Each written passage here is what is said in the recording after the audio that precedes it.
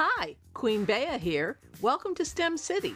We're a quick walk away from the Deloach Community Welcome Center.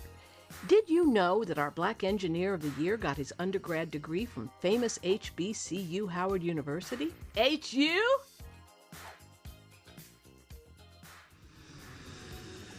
The next stop on our STEM City tour is the Steward Multicultural Center, and we're in the lobby. Here's another fact about our Black Engineer of the Year, Dr. Colin Paris. Did you know that he created GE's industry-leading digital twin initiative? Let me hear you if GE is in the house. Our STEM City tour is now at the Education and Discovery Center. Dr. Colin Paris is pretty familiar with higher education. He holds a Master of Science and a PhD in Electrical Engineering and Computer Science from UC Berkeley. He also holds a Master of Science in Management from Stanford University. Those accomplishments deserve a round of applause. Let's hear it. Just like Dr. Colin Paris, a lot of you went to an HBCU. These great colleges, universities, and institutions of higher learning have propelled all of us to greater horizons. We must continue to support them so generations now and in the future can continue their legacy. Let's hear it for HBCUs.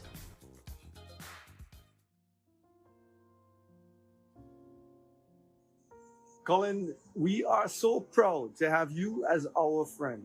And on behalf of the class of 78, we look forward to all of the achievements still in your future, because we know we're done yet.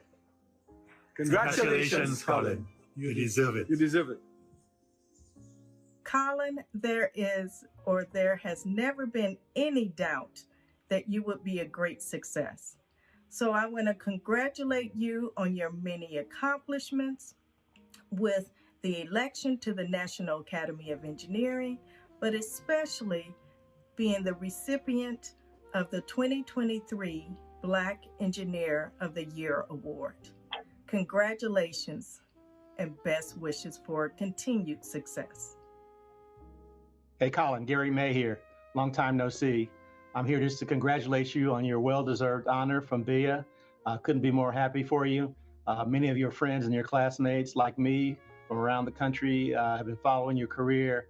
We're very proud of you. We admire what you've done. We know you'll continue to do big things going forward. So congratulations again, man. Peace. Hey, Colin, congratulations on the significant award today. It's been a great honor and privilege to work with you. You're such an inspiration to me and to all the people that we've worked with. Your focus on customers, your really unpacking what is really going to make the biggest difference for customers and translating that into innovation, and then working to turn that into reality, software that can really be used for creating breakthroughs in the industry. Congratulations, well done. You know, you're really a tremendous human being. You have been a great colleague, you've been a great friend, and it has just been my honor to watch you as a great leader. So keep doing what you do.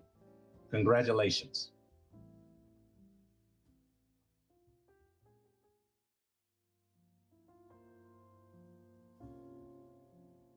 Colin, congratulations from the entire family. We are extremely proud of you with this great recognition of Black Engineer of the Year. I love you and cherish being on this journey together. Colin, I could never really tell you how very, very proud your family and I are of you. You have worked hard and you have done well. Congratulations. God bless you, my son. Hi, Dad. Congratulations on this great honor of Black Engineer of the Year. And remember, hard work always pays off. Always remember that, Dad. So, when I think about what are the two things I learned from my dad, it was, first of all, what is the adventure you want to pursue in your life? And the second is you need to be intense if you want to succeed. So I took your advice, Dad, in pursuing my adventure with intensity, finishing UMBC and my business in time. So, Dad was always intense in everything he did. He was intense about school, he was intense about vacations. I remember when we were in Australia using ropes to climb up to the top of the Sydney Bridge. And when we were in Alaska, taking a helicopter to land on a glacier. When we were in Mexico, climbing the pyramids of the Aztecs. He was always this very constructive, precise person. And to be frank with you, even though at times that may have bugged me, it really did push me in a direction where I was that same exact way with my business and my classes and everything else in my life. And I gotta thank you for that.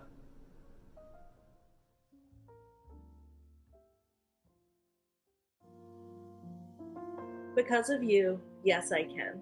In addition to being a wonderful part of the embassy program, Dr. Paris is a beloved family friend who I viewed as a role model as a young child interested in pursuing STEM. Having people like Dr. Paris and seeing people like Dr. Paris speak is very motivating. Being from a small town in Connecticut, I really didn't see many people that looked like me that did very well, especially in corporate America. So what it did is it told myself, hey, like I could be him. I could be just like him. So my 13-year-old self would say, Dr. Paris, thank you so much for helping me realize my potential. Because of you, yes, I can.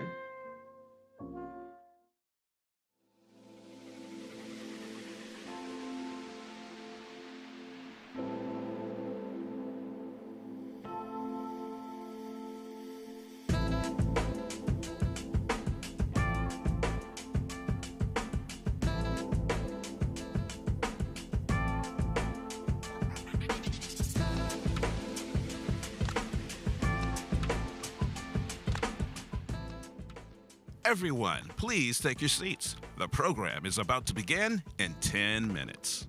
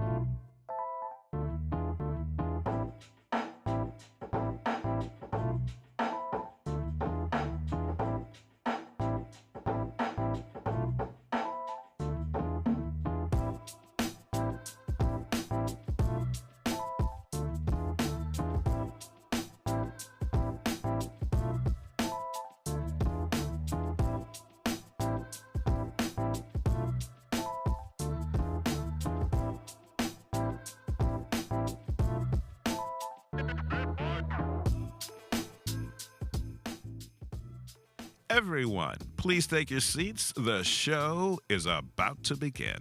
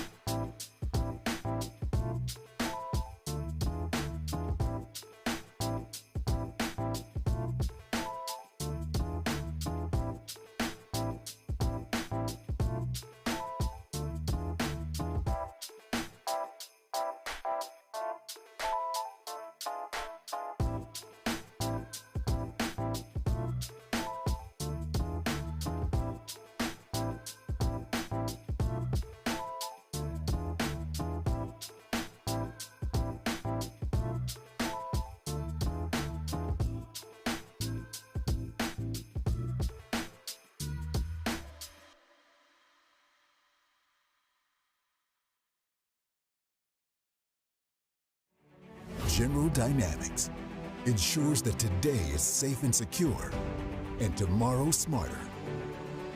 One incredible execution at a time.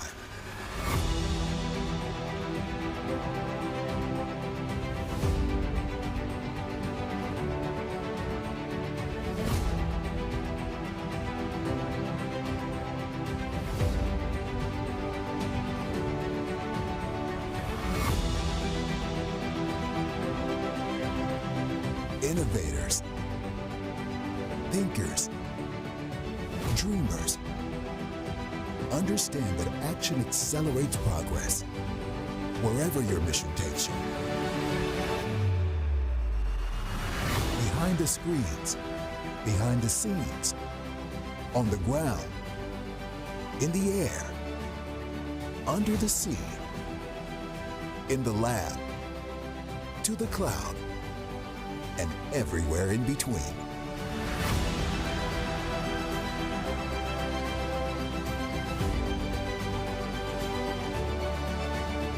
Powering tomorrow's mission again and again. We have no plans to slow down. We're General Dynamics. Innovation spanning everywhere.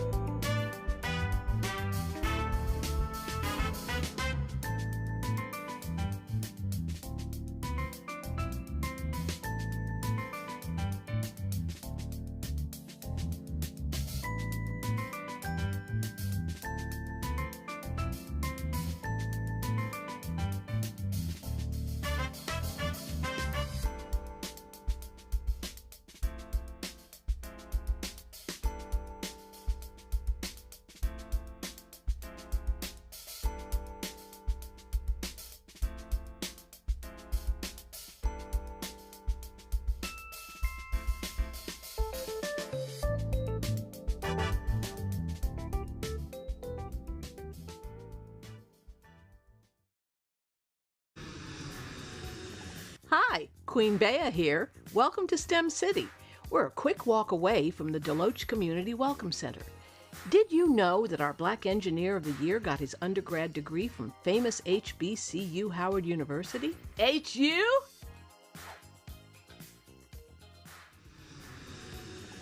The next stop on our STEM City tour is the Steward Multicultural Center, and we're in the lobby. Here's another fact about our Black Engineer of the Year, Dr. Colin Paris. Did you know that he created GE's industry-leading digital twin initiative? Let me hear you if GE is in the house. Our STEM City tour is now at the Education and Discovery Center. Dr. Colin Paris is pretty familiar with higher education. He holds a Master of Science and a PhD in Electrical Engineering and Computer Science from UC Berkeley. He also holds a Master of Science in Management from Stanford University. Those accomplishments deserve a round of applause. Let's hear it. Just like Dr. Colin Paris, a lot of you went to an HBCU. These great colleges, universities, and institutions of higher learning have propelled all of us to greater horizons. We must continue to support them so generations now and in the future can continue their legacy. Let's hear it for HBCUs.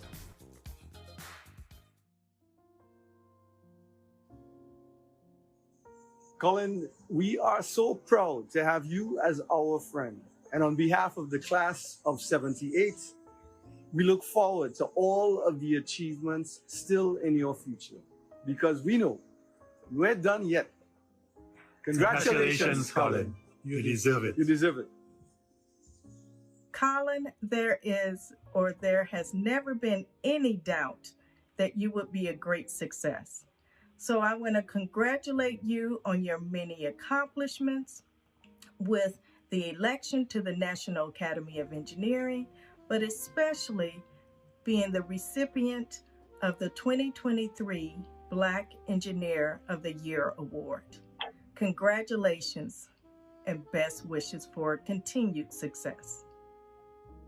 Hey, Colin, Gary May here. Long time no see. I'm here just to congratulate you on your well-deserved honor from BEYA. Couldn't be more happy for you. Many of your friends and your classmates, like me, from around the country, have been following your career. We're very proud of you. We admire what you've done. We know you'll continue to do big things going forward. So congratulations again, man. Peace. Hey, Colin, congratulations on the significant award today. It's been a great honor and privilege to work with you. You're such an inspiration to me and to all the people that we've worked with. Your focus on customers, your really unpacking what is really going to make the biggest difference for customers and translating that into innovation, and then working to turn that into reality, software that can really be used for creating breakthroughs in the industry. Congratulations. Well done. You know, you're really a tremendous human being. You have been a great colleague. You've been a great friend, and it has just been my honor to watch you as a great leader. So keep doing what you do. Congratulations.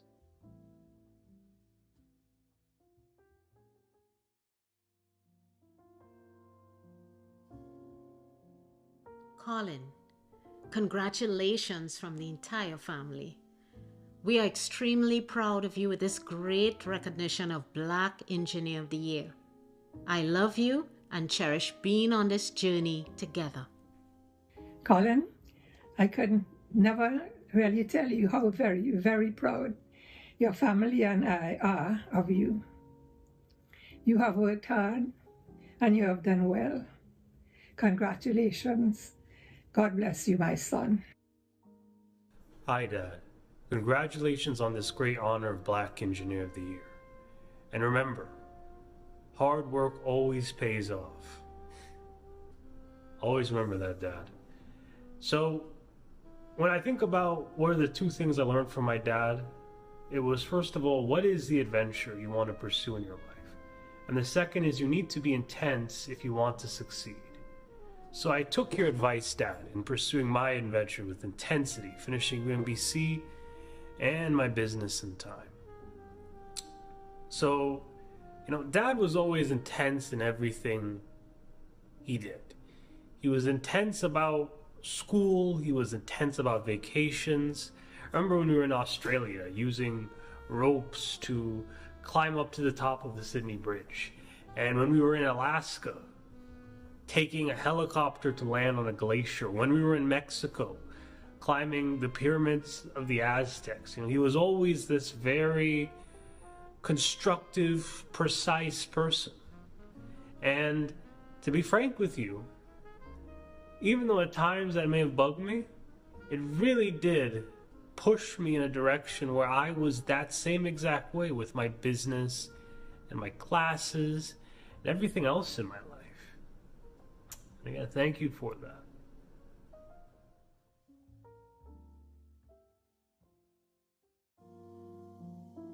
Because of you, yes, I can.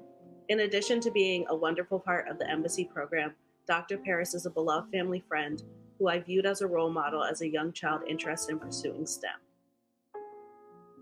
Having people like Dr. Paris and seeing people like Dr. Paris speak is very motivating. Being from a small town in Connecticut, I really didn't see many people that looked like me that did very well, especially in corporate America. So what it did is it told myself, hey, like I could be him. I could be just like him. So my 13-year-old self would say, Dr. Paris, thank you so much for helping me realize my potential. Because of you, yes, I can.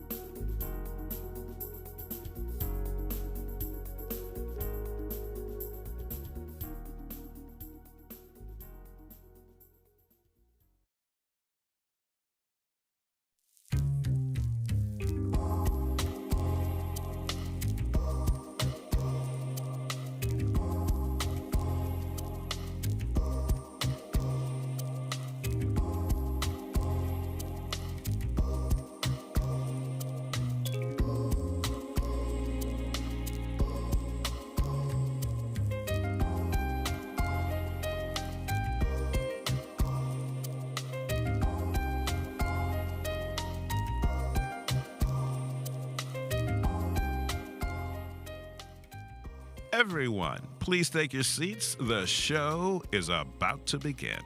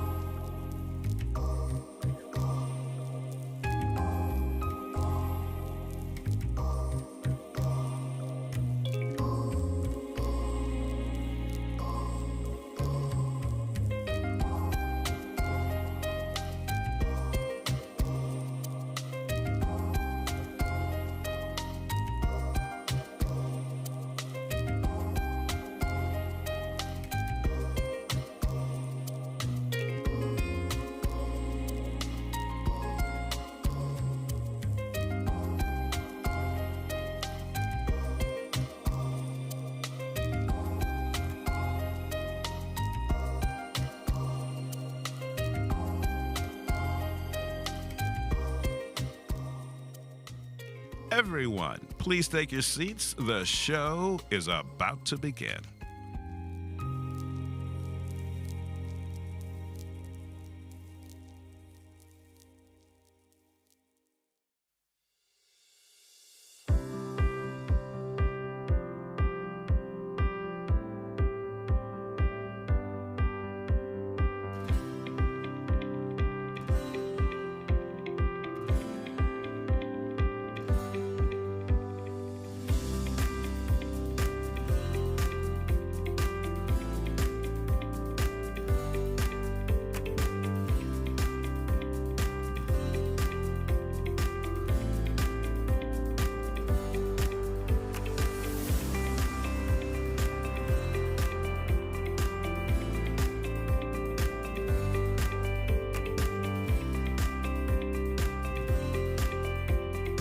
General Dynamics ensures that today is safe and secure and tomorrow smarter. One incredible execution at a time.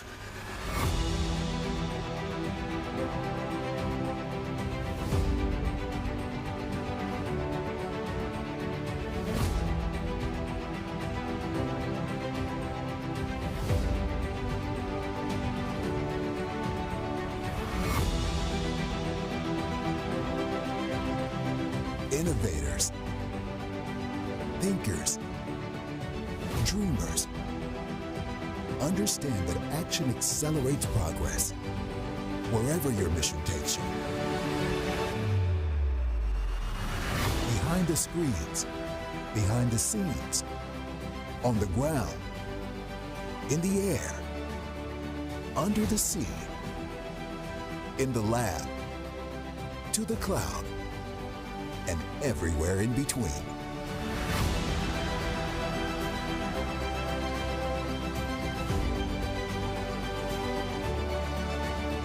Powering tomorrow's mission again and again. We have no plans to slow down. We're General Dynamics. Innovation spanning everywhere.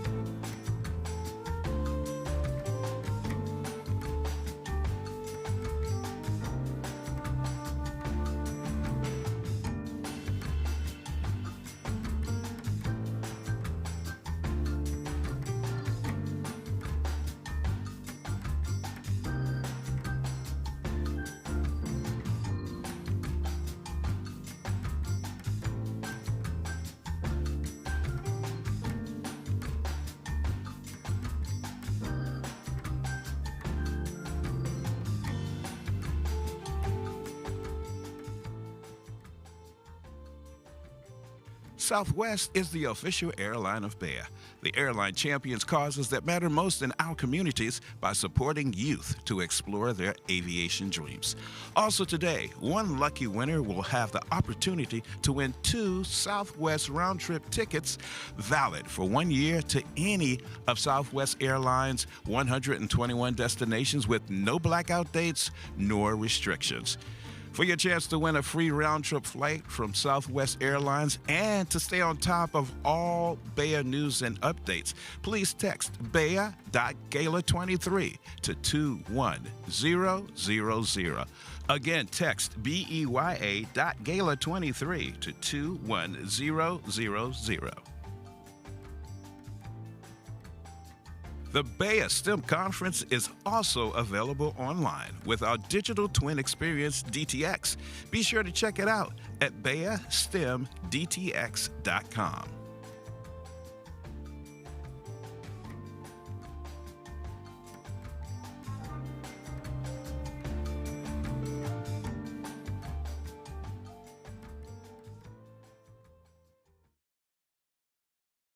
Welcome to the 37th Black Engineer of the Year STEM Conference Awards ceremony. Coming to you live from STEM City, USA and the DMV. Tonight, we recognize STEM trailblazers who are paving the way for us to step into our future with hope and confidence, allowing us to become everything we are. Brought to you by conference co-host Lockheed Martin, the Council of Engineering Deans of the Historically Black Colleges and Universities, and U.S. Black Engineer and Information Technology Magazine. Conference sponsors, Actalent, Jacobs, Raytheon Technologies, and event sponsors, CACI International Incorporated, Exelon, General Electric, and University of Maryland, Baltimore County, UMBC. And now, let's welcome the MCs of BEYA's 37th Black Engineer of the Year Award ceremony. Please welcome our MCs, Ed Gordon and Allison Seymour.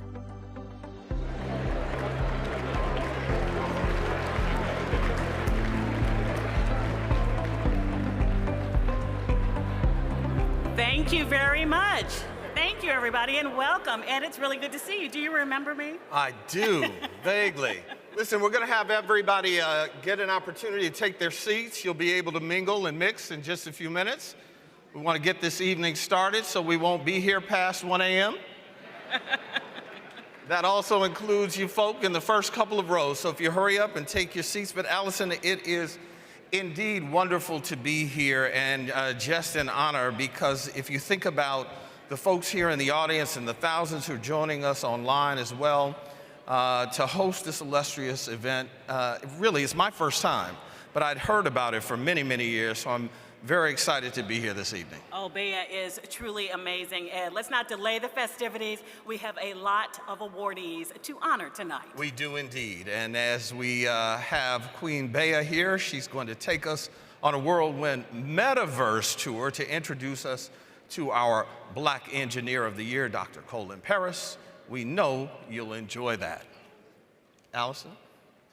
Our first guest represents a proud, long-standing BEYA partner committed to diversity and excellence in STEM. Let's have a look. Good evening. On behalf of Lockheed Martin, it's my privilege to welcome you to the 2023 BEYA Awards ceremony. Tonight we'll honor some of our nation's brightest and most distinguished leaders in science, technology, engineering, and math. We will recognize their achievements and celebrate their innovations. For 37 years, we've been proud to support the BEYA Conference and its awards. By honoring such extraordinary leaders, we highlight the hope and opportunities ahead for our BEYA attendees. Since its first meeting, BEYA has helped tens of thousands of Black innovators at every stage of their careers. It is a place for young people to find the right jobs and where today's problems meet tomorrow's problem solvers. At global technology companies like Lockheed Martin, we know the importance of attracting and maintaining a diverse workforce.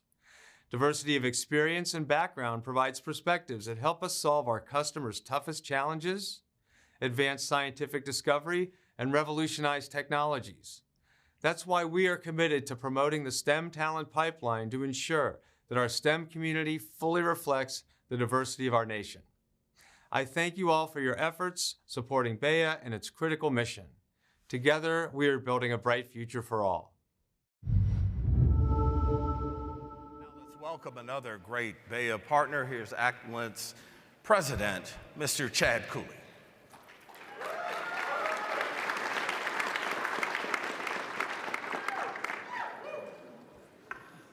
Good evening, and thank you for the opportunity to address such an esteemed group of individuals at this year's Black Engineer of the Year Award ceremony. I hope everyone has enjoyed the past few days of the conference. This is Actland's second year sponsoring this event since we launched our new brand as an engineering and sciences solutions company in 2021. It was a very exciting change for us in our global teams. But actually, as an operating company of Allegis Group, we were once Aerotech, and we have been a proud sponsor of BEYA for 18 consecutive years. We took some steps that we needed to take as an organization to focus specifically on engineering and sciences work. Because as a company, we are still becoming everything we are. And as a leader, as a husband, and as a father, I am still working on everything that I am. We're all works in progress. But we can move that progress forward through self-reflection, connecting with others, like you all are doing here at BEYA. By being brave enough to step up when opportunity knocks, and by being generous in bringing others along with us as we grow. The 2023 BEYA STEM awardees have done exactly that. They are trailblazers who have risen to meet their challenges. They have made an impact in their communities, and their work will take us into the future. These awardees are advancing their fields and helping us as a society become everything we are. Thank you, and I'd like to congratulate all of you.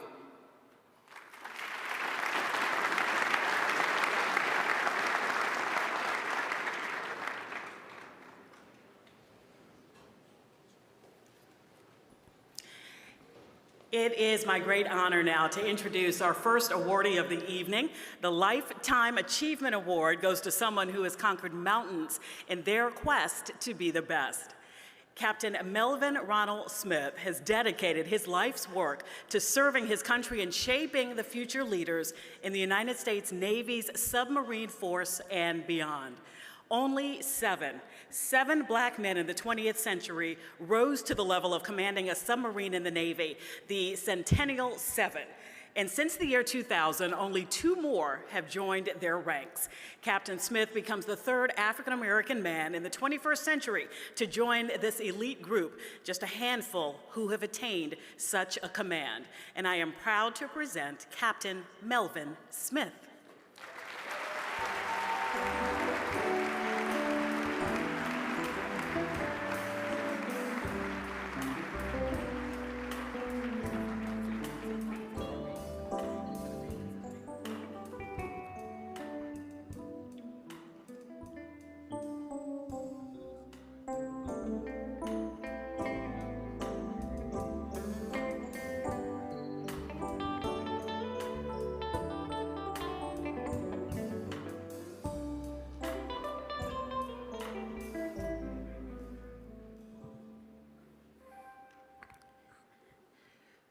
Greetings. There's a couple of things I want to start with just before I get into the remarks. One thing is about the word lifetime. There's a few conclusions that one might draw from that word. All of them sort of connect to a certain theme that give validation to the gray hairs on my head not being about being distinguished. But with that said, I am honored, humbled, and touched to stand here, receiving this recognition for the things that I've done. Each accomplished with the aim of making things better than I found them. It's been said that a life well lived is one that the things you contribute to outlast you. And the measure of that will be judged in the future, but the opportunity to do that came from my village that gave me the steps, the guidance, and the movement to get here. I was introduced to BEYA decades ago by, you might know them, Admirals Watson, Haney, Grooms, Williams, Captains Peterson, Bundy, and Toms. They were mentioned earlier. They are that Centennial 7. And they did inspire a generation of submarine officers behind them that pulled us into the fold of that which BEYA represents. In the back here, I was just reminded by the speaker that was here earlier about how important it is to offer recognition, to let people know that you see them. And BEYA does that in many ways across this country, leading to goodness. Exposure to BEYA gave me a window on what can, and more importantly, what should be. I offer my sincerest thanks to my wife, my daughters, my reason for being. They are my support.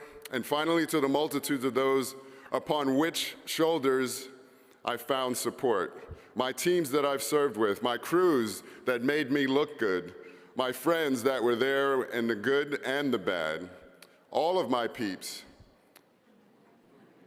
all that have walked this path with me, this award is yours. Thank you.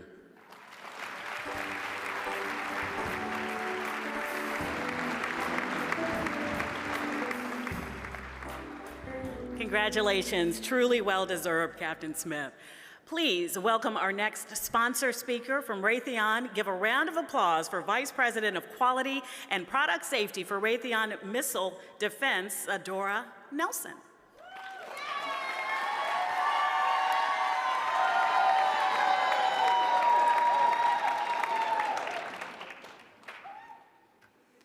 Good evening, everyone. I am so excited to join you all for this fantastic and celebratory event.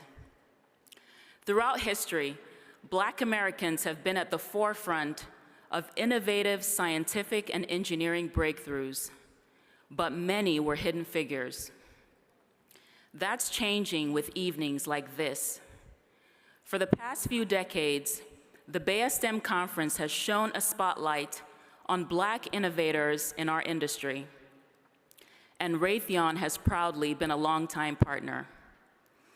It is my great pleasure to help recognize tonight's awardees, and I'm especially proud to shout out Odetta Scott, Sean Bradshaw, and Bridget Beeman from the Raytheon Technologies family. I also want to acknowledge the 19 other BEYA 2023 awardees from Raytheon Technologies. During my time at Raytheon, I've had the honor of working alongside some of the best and brightest in the world. I attribute much of this to Raytheon Technologies' commitment to encouraging and supporting diversity, equity, and inclusion in the workplace. Starting all the way at the top, our company understands that diversity, equity, and inclusion are essential assets. Embracing them is not only right, it is also good. Broader perspectives unleash endless possibilities for innovation and ultimately success. That is why we are committed to finding and hiring talented professionals from all backgrounds and curating a work environment that is like a launch pad, allowing them to truly take off. But we also know that there's a pipeline problem, and we're not looking the other way on that. We proudly partner with organizations and institutions that are doing great work to help diverse students discover and pursue STEM. And BEYA is a huge force in this effort. Upon reflection, I truly find programs like this to be emboldening. It can be hard to tell what possibilities are for people like us. But events like this paint the possibilities. We can all realize our full potential and rise to the top. Join me in celebrating the incredible achievements of the people in this room. You are truly an inspiration to our children, our coworkers, and our communities. Congratulations to all the award winners, and thank you.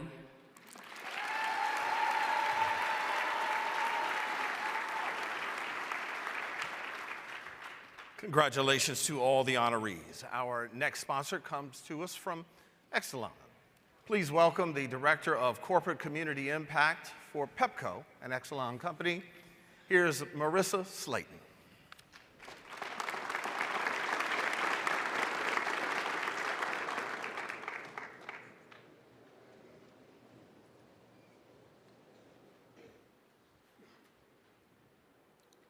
Good evening, BEYA friends.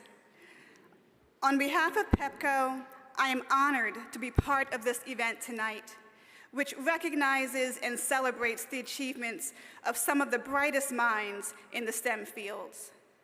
Pepco is based right here in Maryland and DC, and we provide energy service to almost 1 million customers in the region.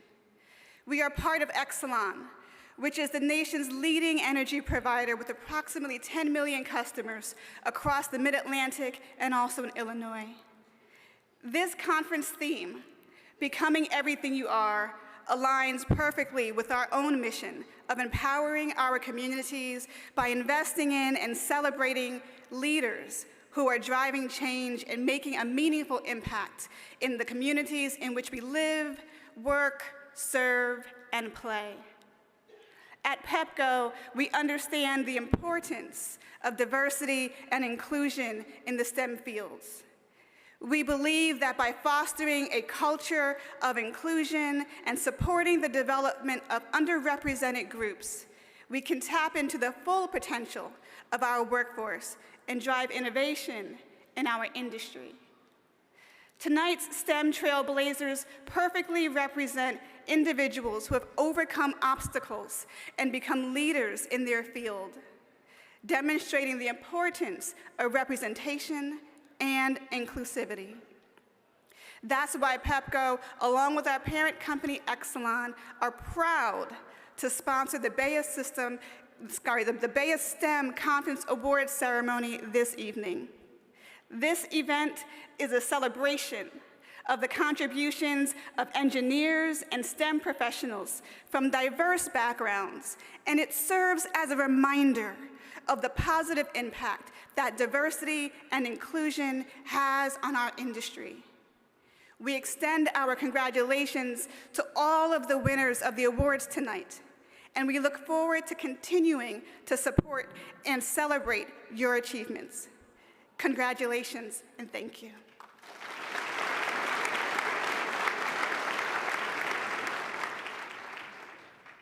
Thank you, Marissa, for your partnership with the BEYA mission. Our next speaker comes from General Electric. Please welcome the Diversity, Equity, Inclusion Officer for GE Gas and Power, Tanya Spencer.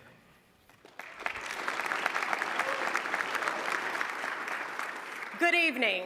I'm Tanya Spencer, and I am the Chief Diversity Officer for GE Vernova, GE's portfolio of energy portfolio of businesses. GE's mission is to build a world that works for all. And when I took the role of Chief Diversity Officer, GE was reinvigorating its strategy for long-term, sustainable progress on diversity, equity, and inclusion. And I wanted in because the commitment was clear. The momentum was building and progress was meaningful. At GE, DEI buy-in comes from the very top. Not only are GE's senior leaders supportive, they are engaged. They, and I, believe in the value of every individual's unique identity, background, and experiences. To unlock that value, we must create inclusive cultures that empower everyone to do their best work because they feel accepted, respected, and that they belong. For GE, this is the culture that breeds collaboration and innovation, the culture we need to invent the solutions that will shape the energy transition and develop the future of flight. This is the culture that's building a world that works for all. Driving GE's work in DEI space are three strategic pillars: transparency, accountability, and community. I'll start with transparency. As the saying goes, you can't manage what you can't measure. And GE openly shares its diversity data and is committed to improving the depth and breadth of that data over time. We know that data drives meaningful change in the DEI space, telling the story and laying the groundwork for improvement. With data, we leverage Lean, a collection of tools and practices that aim to improve efficiency by eliminating waste. At GE, we use Lean to better understand and solve for our diversity challenges, such as recruiting and retention. For example, in 2021, all of our chief diversity officers kicked off a Lean project to enhance the effectiveness of GE's managers. The goal was to arm those managers in all of our businesses with standardized processes, tools, and resources to engage and empower high-performing and diverse teams. This was a great project that eliminated a lot of duplicate work by standardizing best practices. Next, having and tracking data enables accountability. Over the last few years, each of the GE businesses has developed key performance indicators for DEI. And these KPIs are tracked and owned with the same level of importance and operational rigor as the business operating KPIs. Lean tools also help us measure progress, identify challenges, determine root causes, develop action plans for sustainable change. Again, accountability. And our last pillar is community. We are firm believers in the importance of fostering community within our own company and in the local communities where our employees, our customers, and their families live and work. Internally, GE has a number of employee resource groups, including our African American Forum, which is our oldest employee resource group. It has been around for 30 years. These communities are built on common backgrounds and experiences and promote accelerated development through mentoring, learning, advocacy, providing a sense of belonging. Externally, GE believes in creating more equitable access to STEM education. We sponsor and participate in many community activities. And we are excited to be here tonight and sponsoring BEYA, and even more excited and proud of Dr. Colin Paris, who will be honored later this evening and has been being honored throughout the time. In closing, I want to say that for any company, DEI is a journey. It requires investment, time, and action in the name of change. And I'm proud of the progress GE has made in the DEI space. But I also know that our work is not done. As GE moves forward and becomes GE Aerospace and GE Vernova, we will continue to prioritize diversity, equity, and inclusion, and we will continue to build on our foundation and are optimistic that our achievements will build stronger and more competitive GE teams. Thank you.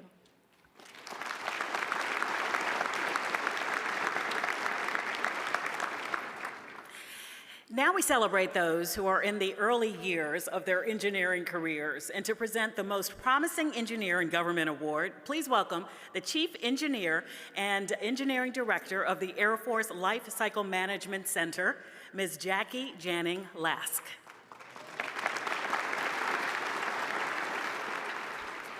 In his role as an aerospace engineer in the Air Force Propulsion Directorate, Kellen Berry has championed innovation and multidiscipline problem solving. With a very diverse educational background, Kellen believes that every discipline, role, and perspective adds value to a solution. As a former FIRST Robotics team mentor, his most emotional moment was learning that a former student in charge of programming had completed college and was a software engineer for the Air Force. Kellen lives the Air Force values daily. Integrity, service, and excellence all figure prominently in his life. Through his dedication and service to discipline, his commitment to working in the government demonstrates his strong desire to serve his country, and pursuing his master's degree shows his commitment to excellence. I'm happy and extremely proud to present Kellen Berry.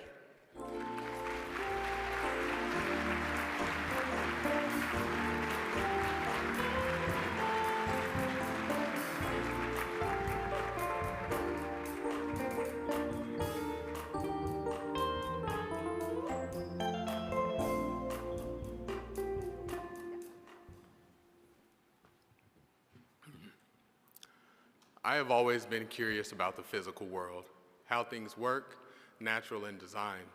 This curiosity drove me toward engineering before I could articulate a career goal. I think curiosity is what makes an engineer. However, for me, it has been mentors who molded my curiosity into a career. I have been fortunate to have a path illuminated by helpful, considerate, and visionary mentors. My entire career has been filled with coaches and guides, one of whom brought me to this very conference over a decade ago when I was an undergraduate. So today, I thank those who take the time to encourage, teach, trust, and guide. Thank you.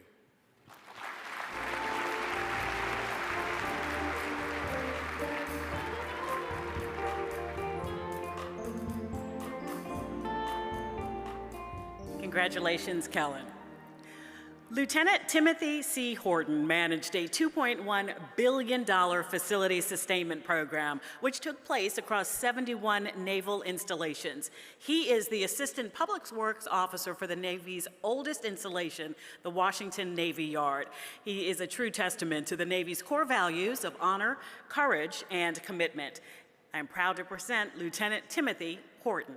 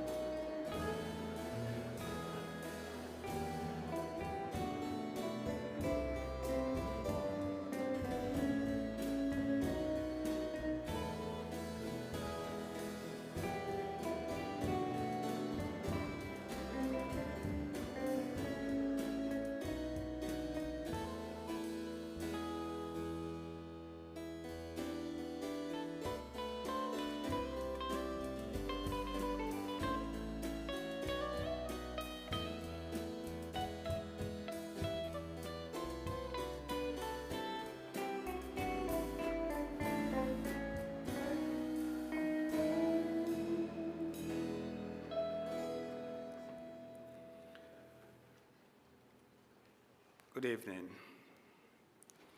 Growing up in Sierra Leone, we did not have fancy toys to play with as kids, so we made our own. Once, I repaired my mom's old radio, but was unable to put it back together because I ended up with more parts than I started with. Those experiences will lead me to a career in STEM. For my school principal, who stressed the virtues of hard work, to my mentors and military leaders who guided and challenged me, I stand here today on the shoulders of giants. I am humbled and grateful for the support of all my family and friends, and my spouse, Aina, who is here with us today. Thank you.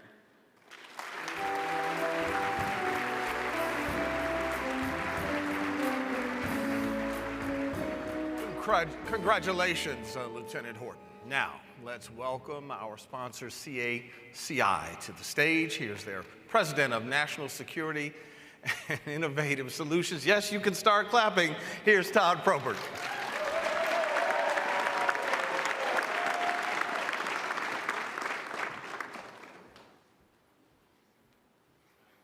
Good evening, and thank you for that introduction. It's my pleasure to be here with all of you at the BEYA STEM Conference. CACI is a proud sponsor of this incredible celebration and recognition of extraordinary trailblazers.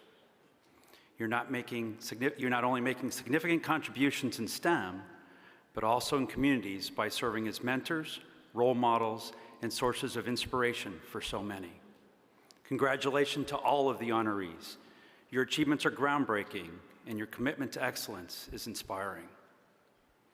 Because of honorees like all of you, our country's position as a STEM leader is secure. And because of what you are doing to encourage and empower the future generations of scientists and engineers, we will remain at the leading edge of STEM. We are especially proud that our own Dr. Lewis Pate Jr.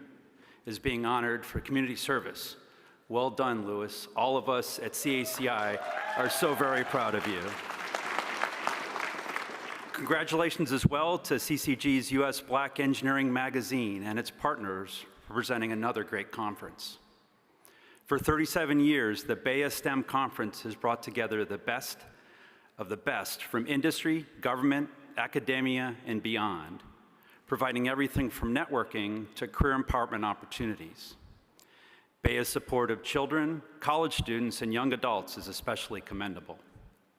CACI shares your commitment to supporting innovators of tomorrow as well as those of today. CACI itself turned 60 back in July, and since our beginning, innovation and experience of our people has advanced our national security in both the public and private sectors. People have always been at the core of our success, and we pride ourselves in providing our employees with the support and resources they need to excel. The work of CACI's dedicated diversity, equity, and inclusion team has led to partnerships with BEYA and many other organizations that help us celebrate this uniqueness. Our team is committed to showcasing all of the wonderful things about our company and its diverse STEM professionals. This conference is proof that diverse STEM talent is growing. It's up to companies like ours to recognize this and embrace diverse perspectives, but to then support innovators at every step of their career evolution. That's what we are doing at CACI. Our goal is to foster an organization where professionals with different backgrounds, identities, and talents work collaboratively and passionately to drive the future of national security.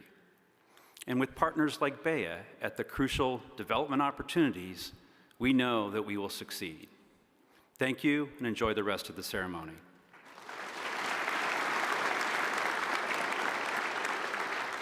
Thank you so much. Our next presenter is from our supporter, Lighthouse. Here to present the Most Promising Engineer in Industry Award is Civil Group President, Mr. Jim Mose.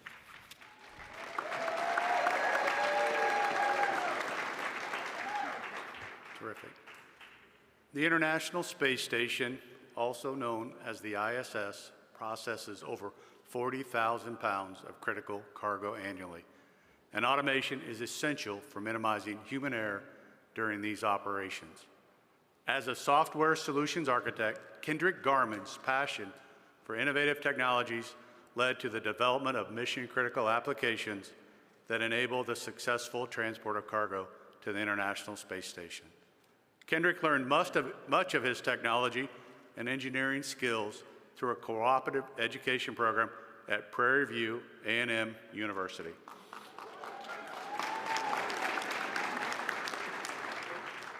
Today, he gives back to other students by devoting his time and energy promoting STEM in colleges and underserved communities, participating in more than 100 events since 2019, making sure he and others open doors for each other. I am proud to present Kendrick Garman.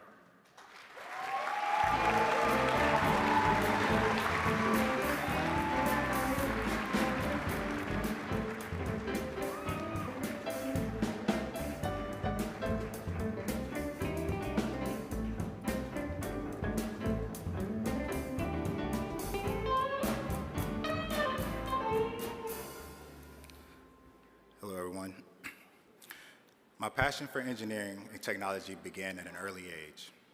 From fixing Walkman players to television sets as a kid, I've always believed I was a problem solver. Working with the great team here at Leidos, people who always strive to live up to the company's core values and a strong desire for innovation in every area, fuels me to work passionately and grow in every area of my career. I would like to thank everyone who trusted in me along the way, from my family and friends to the mentors and managers who've helped me develop into the engineer I am today. I'm grateful to my wife and my 2 sons for always believing in me and for their enduring support and their sacrifices. I humbly accept this award and convey my deep gratitude to all those involved in the decision process. Thank you all.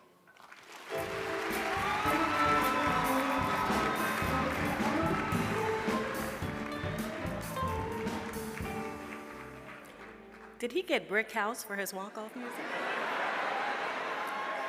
I appreciate that. I appreciate that. All right, Kendrick, thank you. Best walk-off music yet. Congratulations to all the honorees so far. Who says engineers aren't fun? Anybody say that? I didn't think so. Here to present our next awardee is Lockheed Martin's Vice President for Domestic Programs, Air Mobility, and Maritime Missions, Adolphus Andrews.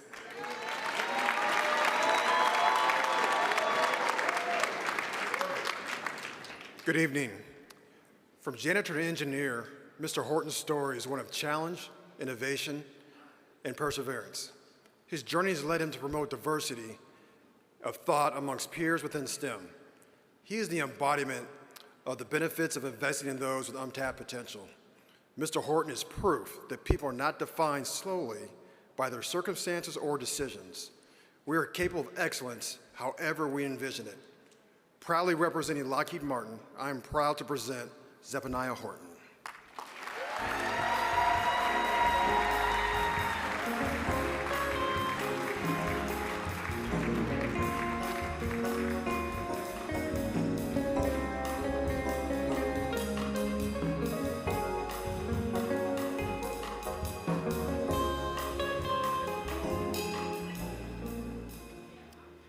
I'm truly grateful for and humbled by this award.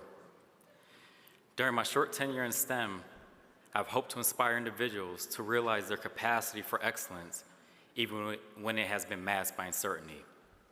For them to understand that the difference between themselves and their peers is not necessarily a lack of ability or potential, but the absence of opportunities.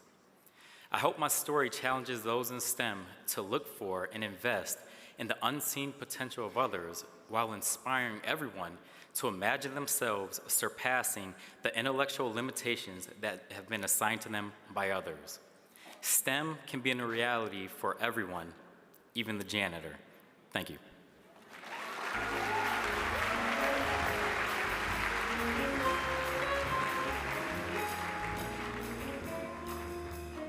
And you can read more about Mr. Horton's story and all of our awardees' impressive accomplishments at blackengineer.com. All right.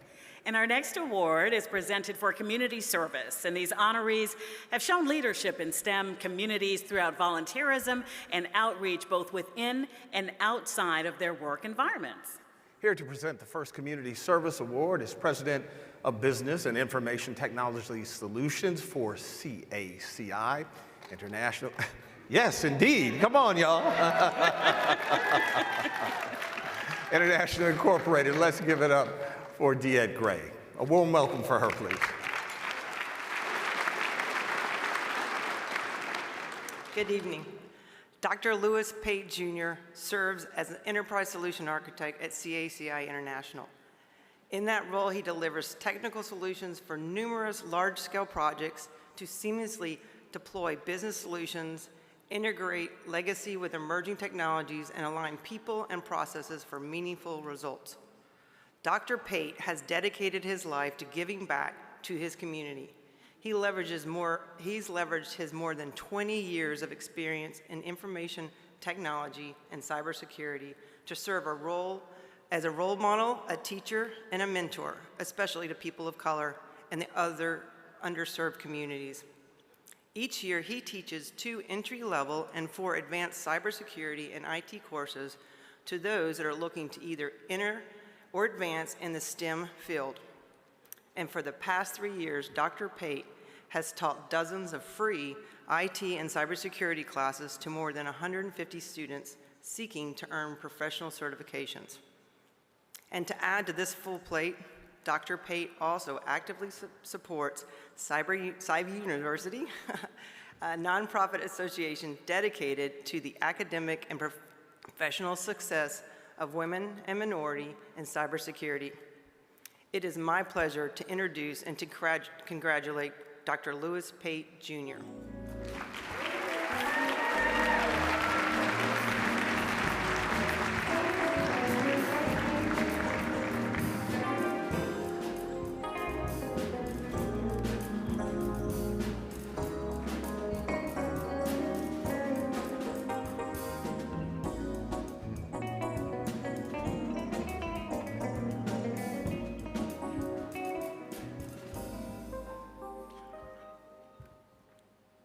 Growing up in the hood during the 1960s in the South was not easy. Success was an elusive target, and dreams of becoming a productive, valued member of society seemed unachievable. But I thank God for His grace and the visionaries who peered into my soul, helped shape my character, challenged me to never forget my roots, and to liberally share my blessings and talents with others. Together, we beat the odds, and you can too. Thank you, CACI, for giving me an opportunity to do a job I love, and thanks to all of you for the important work that you are doing and for sharing this special moment with me.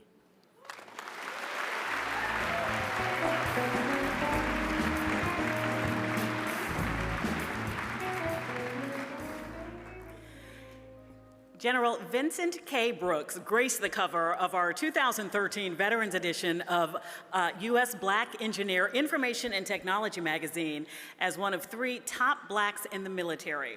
A retired,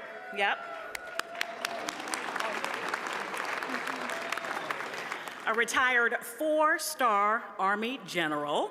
He commanded the United States Forces Korea United Nations Command and was the commanding general of the United States Army Pacific. Please give a warm welcome to General Vincent K. Brooks.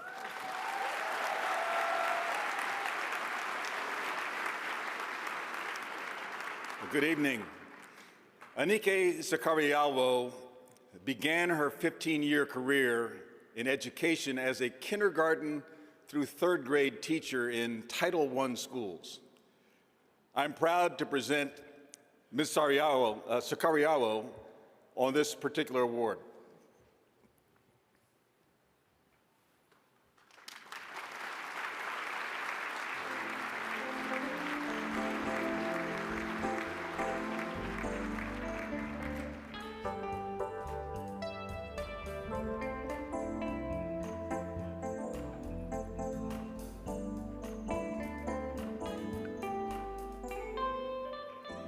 Good evening, everyone.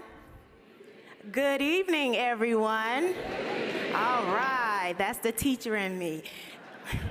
At an early age, I was engaged in 2 areas, education and entrepreneurship. I would play school with my sister, who was autistic and mentally disabled, teaching her how to write her name, Pat. My grandmother, which was an inspiration, she taught me how to braid hair, so I began to do it on myself and also practice on my best friend. And word began to spread, so I started negotiating prices for braiding hair from the age of 12 up until college. And from there, I knew that this taught me I was extremely influential.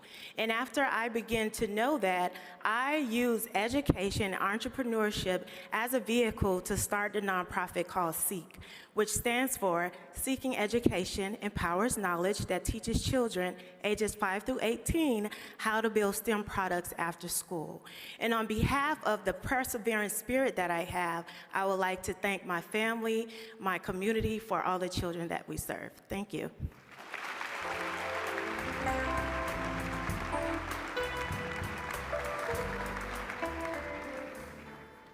Thanks so much, and thanks for the stories. Now, We want to give a great BEYA welcome to Amazon Company's Senior Principal Technologist, Robotics, and Artificial Intelligence. Basically, you need to know this woman because I'm told by all the reports they're coming after us in a few, y'all. Please welcome Nia Jeter.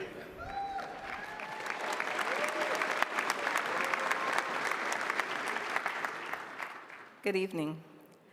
Mr. Everton Swearing has been doing technical sales from the very start of his career. He'd find himself managing a program or managing a team's delivery when the customer changed requirements late in the game. After recognizing his abilities to navigate both the technical and commercial worlds, he chose technical sales and marketing as his wheelhouse. He is a man who wears many hats. I am proud to present to you Mr. Everton Swearing.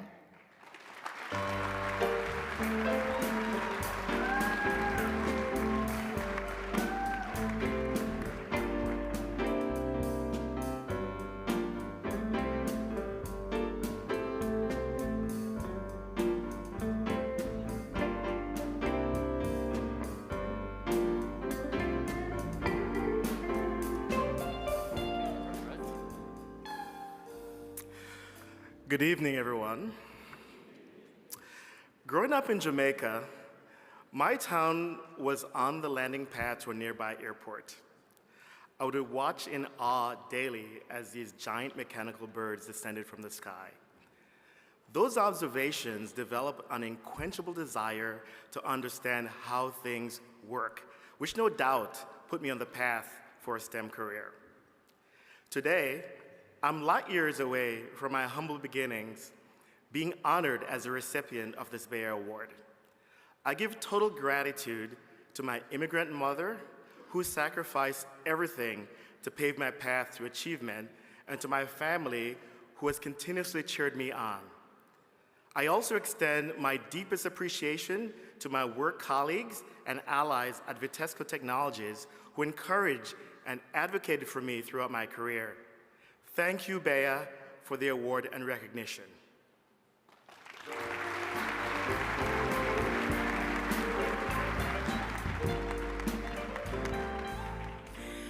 The Dave Barclay Affirmative Action Award honors people who promote affirmative action in their organization, whether through advancement in education, job promotion, or community activities.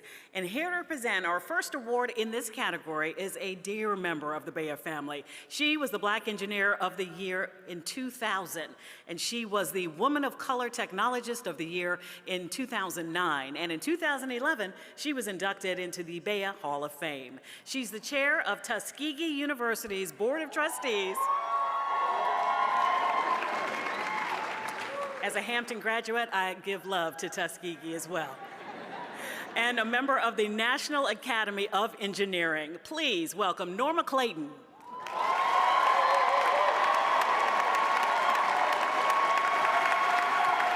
Good evening. As an international HR business leader, Scott Draw demonstrates a keen ability to lead complex business solutions, motivate teams around the world, and nurture talent. When he is not on an airplane, Scott can be found driving and executing global HR talent initiatives critical to the success of Boeing Defense Systems' $35 billion business and 37,000 employees. Throughout his 33 years as a corporate HR executive, Scott has committed himself to developing the next generation of STEM leaders. Through his leadership, he sponsors and advocates for human rights, equality, and fair treatment of minorities and women across Boeing's domestic and international workforce. He sponsors more than 30 D&I teams, including affirmative action, integrated succession planning, mentoring programs, executive development programs, and college recruitment programs. Scott uses his leadership and influence to drive corporate policy changes, leading to a more inclusive work environment for all. He is my friend, he is my brother from another mother, and he is my former colleague. I am so proud to present Mr. Scott Draw.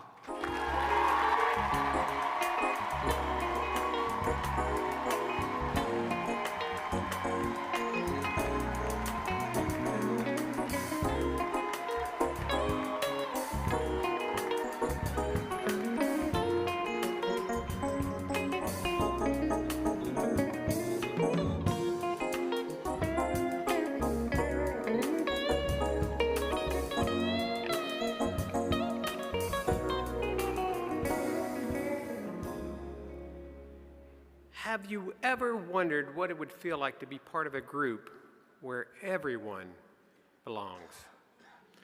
While it's aspirational, it's a goal worthy of our efforts. You know, the work environment to be inclusive as it can be, I'm blessed to work with a company and a group of individuals who believe in diversity and inclusion. As an HR leader, I feel personally accountable and responsible to make sure that we create an environment that people can be their real self, that there's no covering, that there's no way to not have to worry about not being yourself each and every day. Because once we can create an environment where people can be the real self, that's where the magic really happens, right? That's where the collision of activities and of ideas really come together. So doing so makes our communities and our workplaces safer for everyone to live and to work. Norma Jean, I love you. You're my friend. You're my inspiration. I always look up to you. Thank you very much.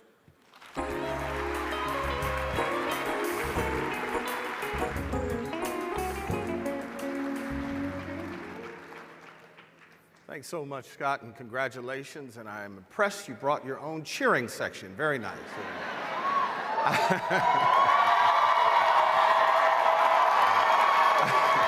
Our next presenter comes to us from our conference co-sponsor, Raytheon Technologies. Please welcome. I feel like we're at a high school pep rally or something. Please welcome Vice President of Supply Chain for Collins Aerospace, Christopher Pena.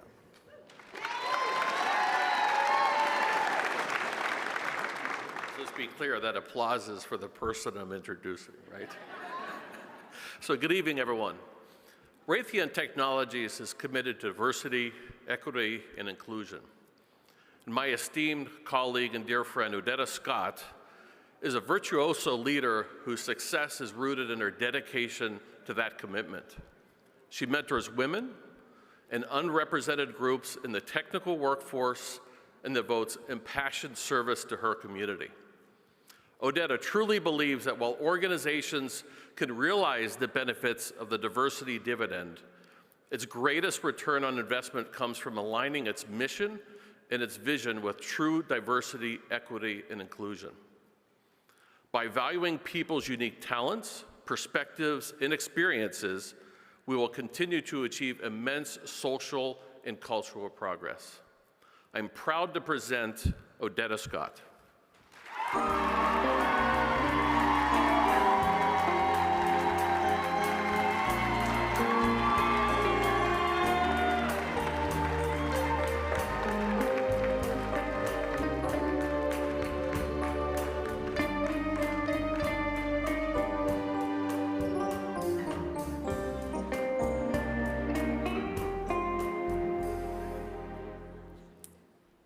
Super sensational STEM Saturday.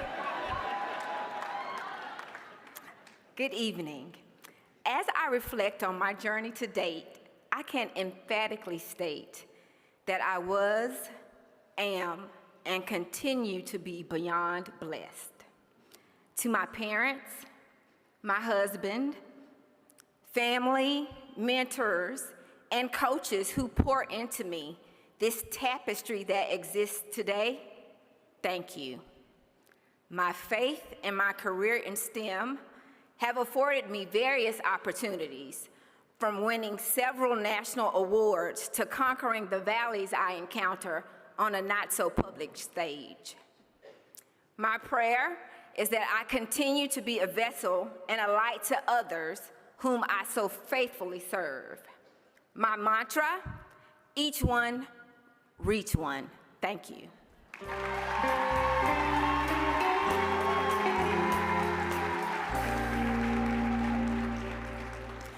Our conference co-sponsor, Jacobs, has sent their Senior Vice President of Operations Support, Critical Mission Solutions, Ronald Wallace, to introduce our next honoree.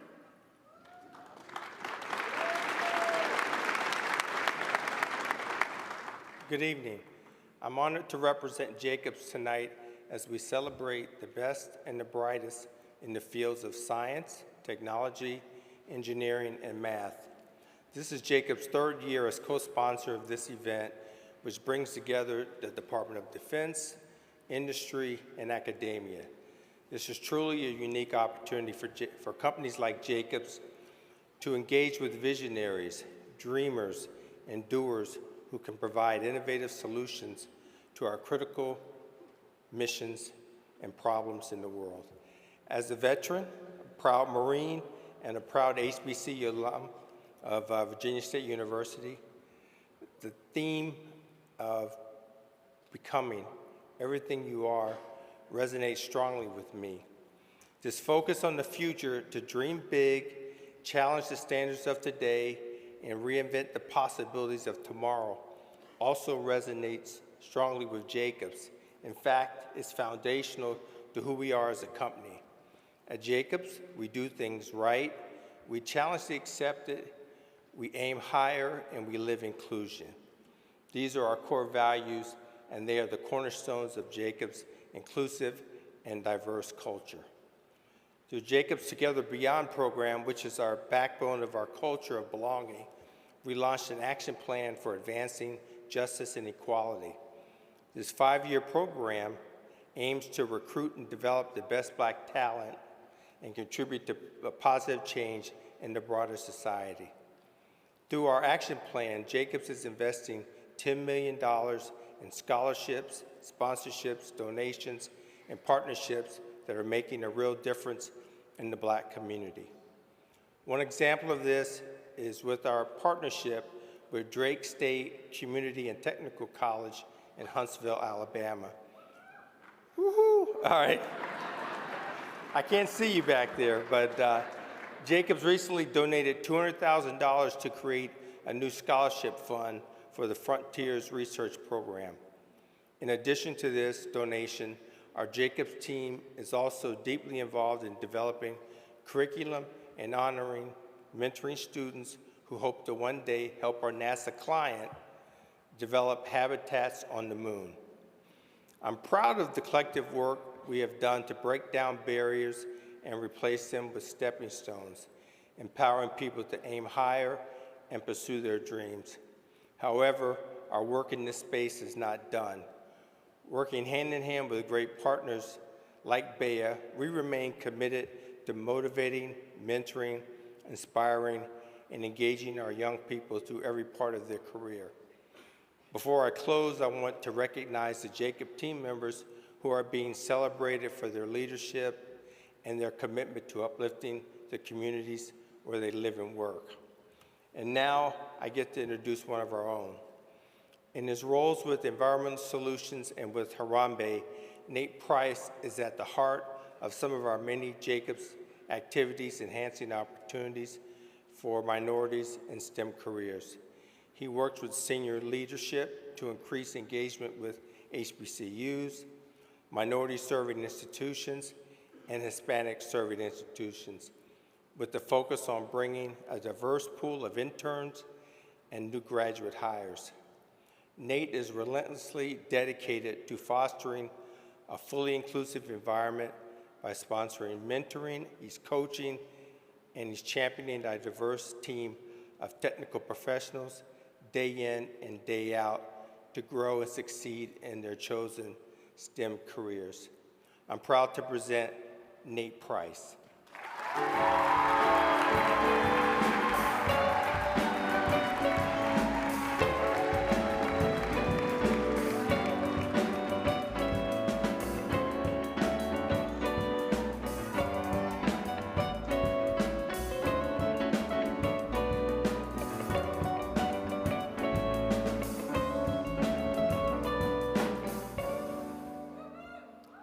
Good evening, everyone. Be the change you seek. This principle has driven my passion for helping the next generation of STEM professionals. In 8th grade, a Black male transportation engineer presented to my class and inspired me to pursue civil engineering. That passion was further sparked by my mom, who actually brought me to BEYA when I was in high school. Representation is important, and we each have an obligation to the next generation to demonstrate what is possible.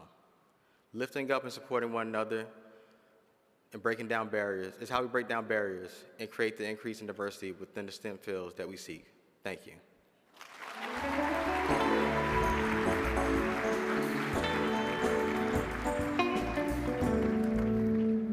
It's great. Congratulations. It is good to see young brothers out here doing it, so congratulations to him.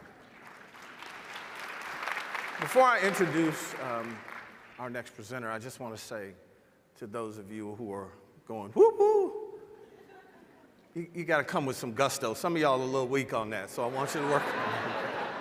Our next presenter is a 2023 Army Stars and Stripes awardee. He is Commanding General of the U.S. Army Communications Electronics Command, and he's here to introduce the honoree for Outstanding Technology Contribution in Government. Please welcome Major General Robert Edmondson.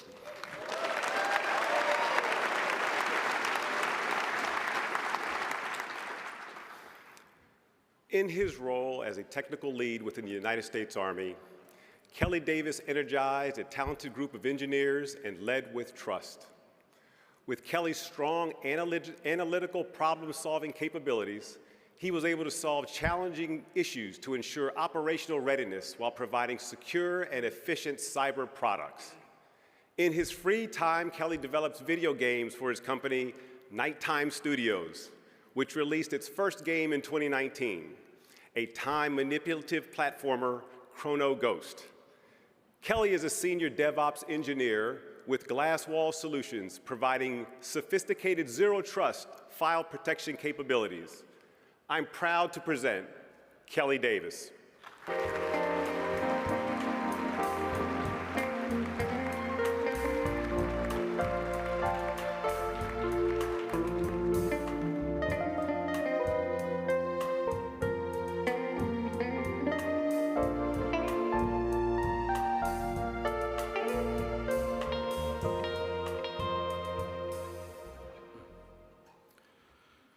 Essentially, it is all about knowing you can.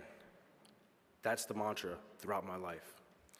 Knowing you can, trusting yourself and the people around you, and not being afraid to ask those questions. Key components to what propelled me to where I am today. Knowing that I can stems from my preparation, dedication, and those have paved me in my way for the opportunities and chances to display my talents, hunger, desire, motivation, and professionalism.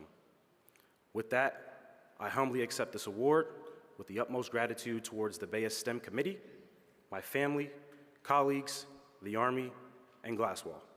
Thank you.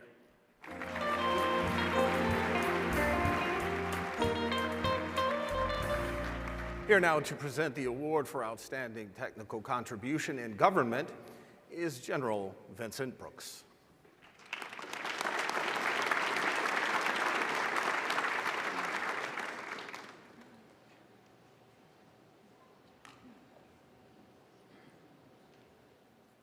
Good evening once again. Crystal Hayden always loved math growing up and had a fervent interest in technology in college, and she has focused her entire career on program and resource management. She's a hands-off leader, but she's always there to support her team. She prioritizes mentoring and is a member of 2 employee resource groups. She's also the team mom for the Columbia Ravens football team and the PTA president. Ladies and gentlemen, I am proud to present Crystal Hayden.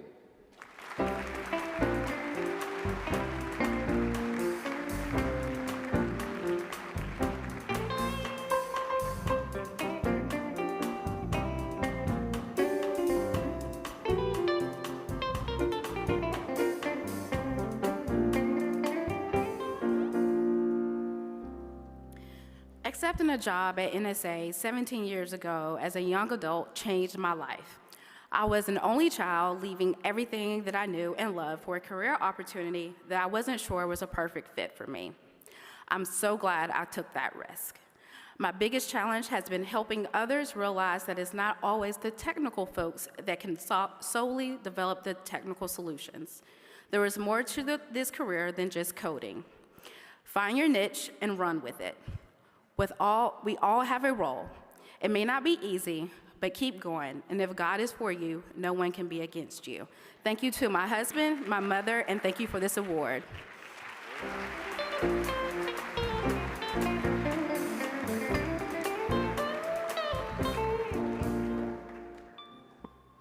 The Honorable Lloyd Austin is the 28th Secretary of Defense. On January 22nd, 2021, he was sworn in by President Joe Biden. That day, he made history as the first African American to take this role. And weren't we all so proud at that moment?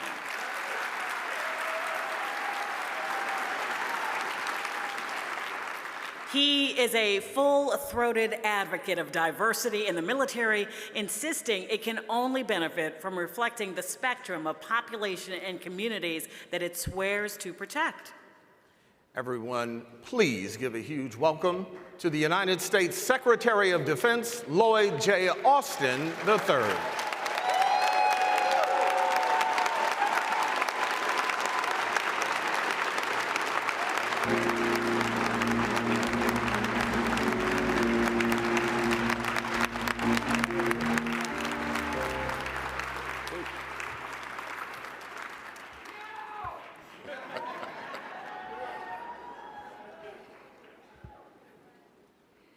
Well, good evening, everyone.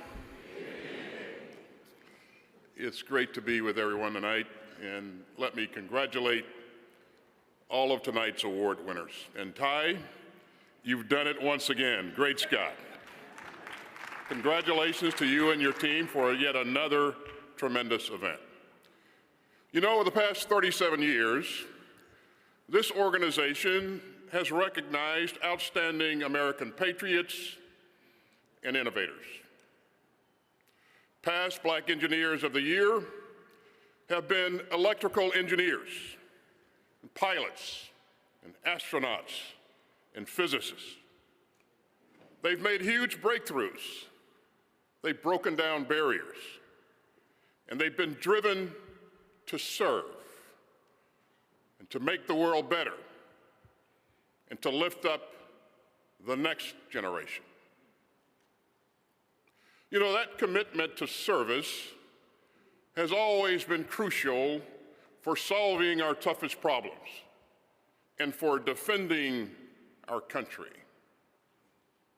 At the Department of Defense, it's our mission to keep the United States safe from a range of 21st century threats. And that means developing even more advanced technology to sharpen our edge. And it means drawing on one of America's core strengths. And that strength is our unmatched combination of free enterprise, free minds, and free people. DoD scientists and engineers, along with our partners in academia and industry, have always pioneered critical innovations to defend our country. Now, these outstanding professionals operate satellites that enable precise global navigation. They develop vaccines that save countless lives. And they laid the foundations of the internet. And the list goes on and on. So we're determined to continue innovating to make America more secure. And that means drawing on the strengths of all people. You know, just last month, the department announced the creation of its newest university-affiliated research center at Howard University.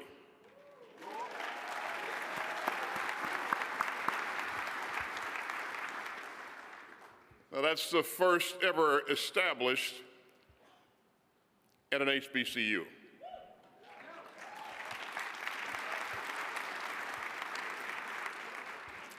This exciting initiative brings together a consortium of 9 HBCUs under Howard's leadership to research tactical autonomy and to develop innovative ways to make our military smarter, and faster and safer. And I know that that's going to do a lot of good for all of us. So we've all got to step up to support talented young students like so many of you in this room. You are our future. And we will all be better off when you reach your full potential. And so that's why this conference is so important. It's opening up new opportunities to young people. It's shining a spotlight on engineering fields. And it's connecting students with mentors who will help teach them to reach new heights.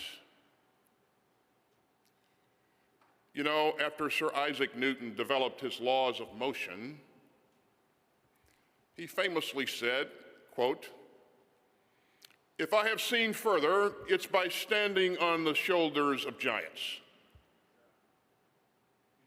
Engineers get that.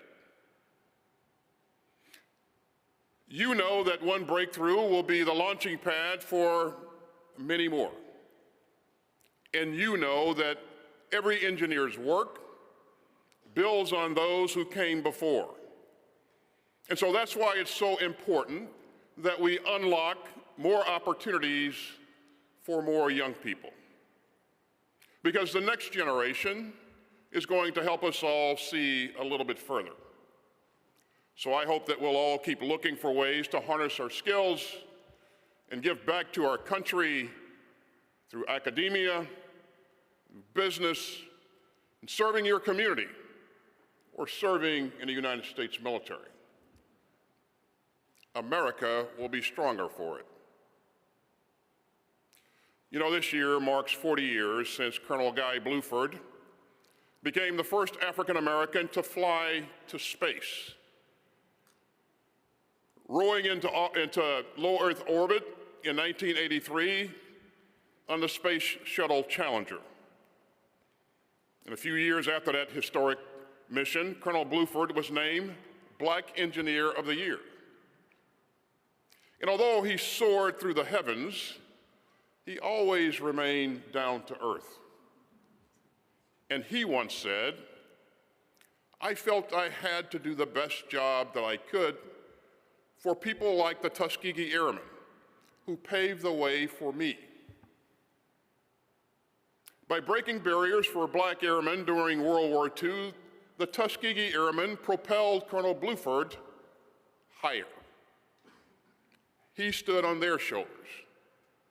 And today, young pilots and astronauts stand on his. So let's keep making progress together. And let's challenge one another to do even more to support the young people who are America's future. Be a mentor. Be a source of support. Be the shoulders for others to stand on. I'd ask everyone to recommit yourselves to that spirit of service, because that's how we'll expand opportunities for all of our young people. It's how we'll tackle our biggest challenges. It's how we'll defend our democracy, and it's how we'll build a world that's more secure and more just. Thank you for including me in this wonderful, wonderful celebration. And again, congratulations.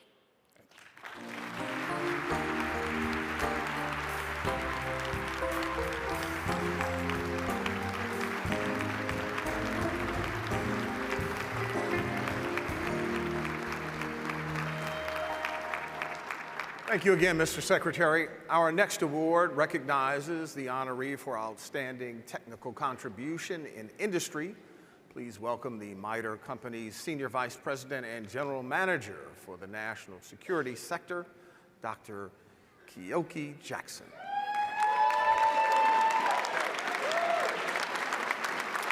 Well, it's awfully tough to follow Secretary Austin. Good evening. In her role as manager of the Veterans Affairs Health Systems and Strategy Department at the MITRE Corporation, Ms. Ambrose leads an interdisciplinary team of technology professionals, clinicians, and policy experts tackling complex system-wide challenges in healthcare. Over the course of her career, Ms. Ambrose has led teams helping to assess the safety and effectiveness of COVID-19 therapeutics, improving the exchange of digital clinical information, and developing electronic clinical quality measurement for national quality reporting programs. She mentors many within her organization and beyond, leading by example. I'm proud to present Nalini Ambrose.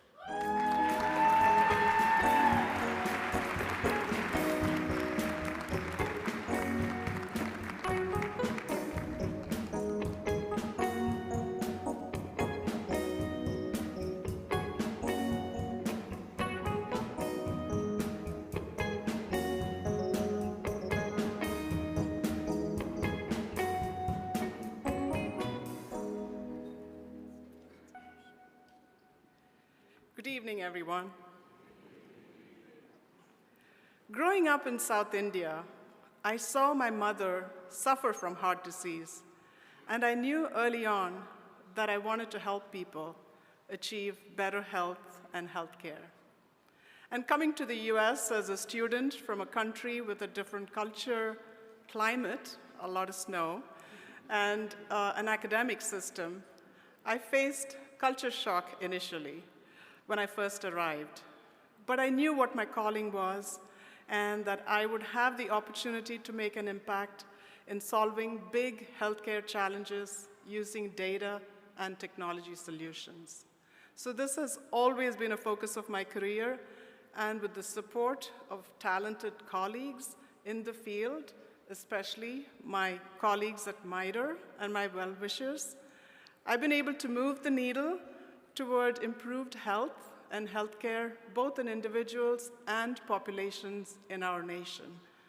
I am so grateful to receive this award, and I thank God, my family, friends, and colleagues who have stood by me every step of the way in my continuing journey.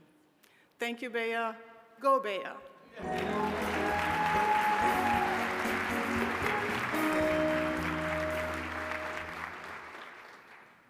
Saw some of y'all old heads getting excited. You heard the spinners and, you know.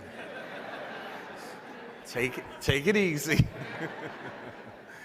Let's welcome our conference co-host, Raytheon Intelligence and Space Director of General Engineering, to present the next Outstanding Contribution in Industry Award.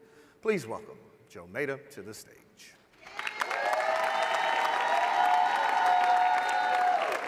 Good evening, everyone, and thank you. Dr. Bridget Bayman is a multidisciplinary engineer with over 23 years of experience in her field. Her skills mix of systems engineering, machine learning, data science, software architecture, coding knowledge makes her an incredible talent. Born in Mound Bayou, let's get that again, Mound Bayou, I can never get that right, Mississippi, Dr. Bayman is the first in her family to serve and win as a valedictorian and earn also her PhD. She holds several patents, including most recently, she's got one pending for natural language processing that she's worked through at Raytheon. Dr. Bayman's story is no fairy tale. Much like a lot of folks, she's worked through hard life in terms of the determination, hard ethic and work, and overcoming life's challenges and with resilience. I'm really honored and proud to be able to welcome Dr. Bayman here today. Thank you.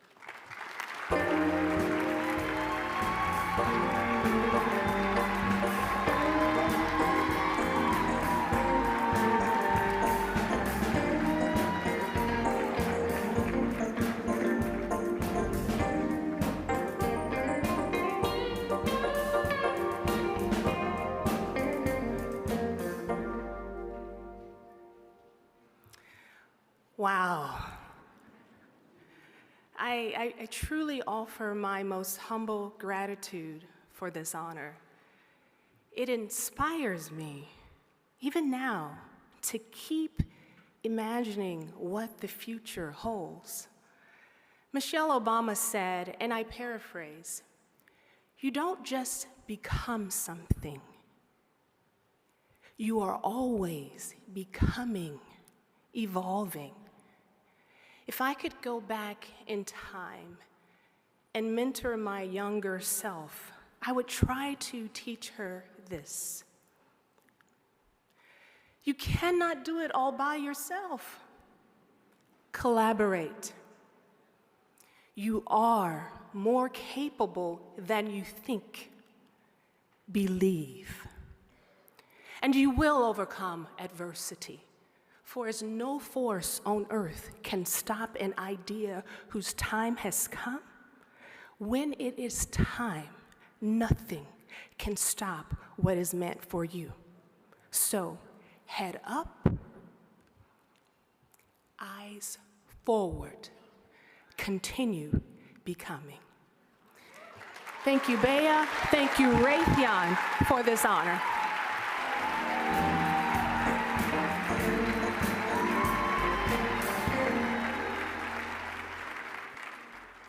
Words to live by, for sure. For our final Outstanding Technical Contribution in Industry Award, let's give a warm BEYA welcome to Senior Vice President from Booz Allen Hamilton,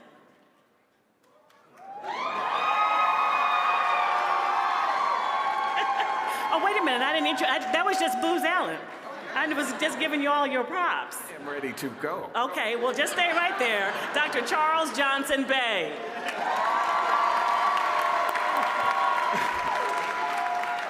Wow. It is certainly my pleasure to be here back at BEYA. I love this place. Good to see so many friends here. So it is certainly my pleasure. I'm going to introduce Suraj. Suraj has been a proven leader for Booz Allen Hamilton for over 25 years. He started his career with us when he was just a sophomore computer science student at Hampton University. Today, that's right, go HBCUs. Today, he's a senior cyber expert for the Department of Defense, and he plays a critical role in protecting our nation from global cyber threats. Additionally, I personally don't know anyone who's more involved in the community than Suraj. In 2004, he founded a nonprofit organization working with the youth. He is an elected public official in Washington, D.C., and he serves as a global chair for Booz Allen Multicultural Business Resource Group. This guy has it going on. So he is a true role model. He is a strong leader that is transforming our business at Booz Allen Hamilton. And it is my great honor and pleasure to introduce my man, Suraj Hassan.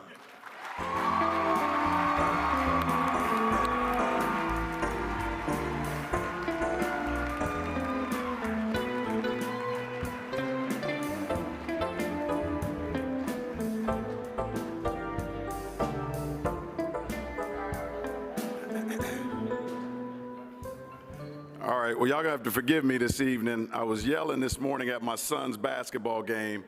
They did win. So, Bishop McNamara in the house. All right, so first off, I'd like to thank my beautiful wife, Dina. Thank you for all your support.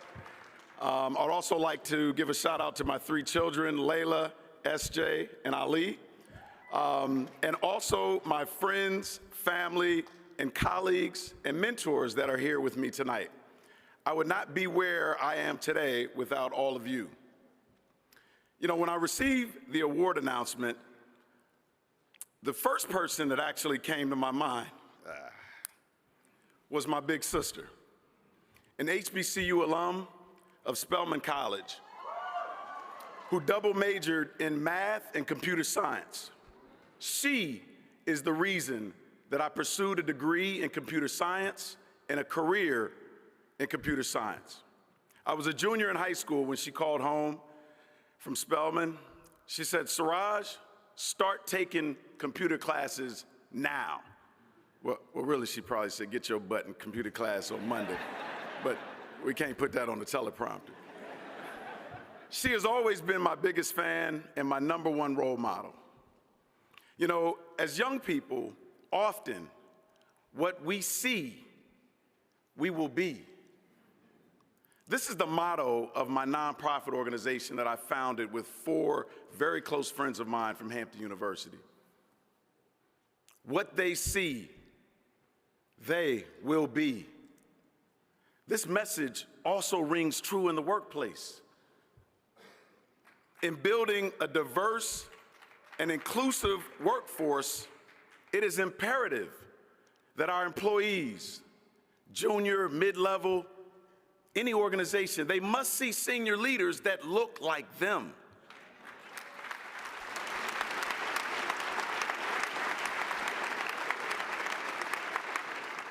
What they see, they will be. It sounds simple, but leaders must have the audacity of hope, the courage to lead with integrity and embody diversity and equity principles. This creates a culture of inclusivity and fosters innovation and success. To all the young people in the audience, to my 3 children, always let your light shine. Be seen. You are good enough. We are good enough. Thank you.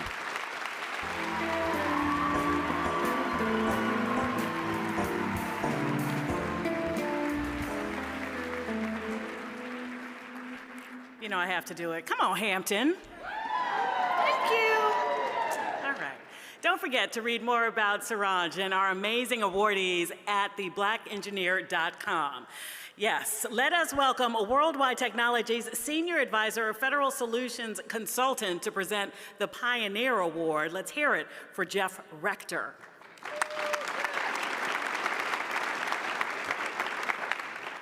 Good afternoon. Good evening. Wendell Dale Foster has a 30-year track record of professional achievements, technical acumen, and leadership in both signal intelligence and cyberspace operations. Dale is a retired Marine officer with multiple combat deployments to Iraq, Afghanistan, and the Horn of Africa. He now serves as the Executive Director, Joint Force Headquarters, Department of Defense Information Network. Over the course of his career, Dale has helped the DoD make tremendous advancements in technical intelligence and in offensive and defensive cyberspace operations. Please welcome Wendell Foster.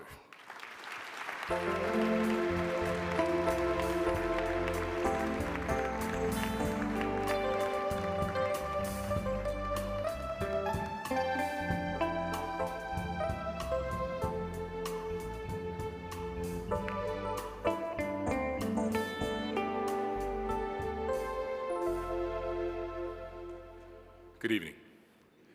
I just want to take a quick moment just to give a shout out to my father. He is very sick in the hospital, could not be here.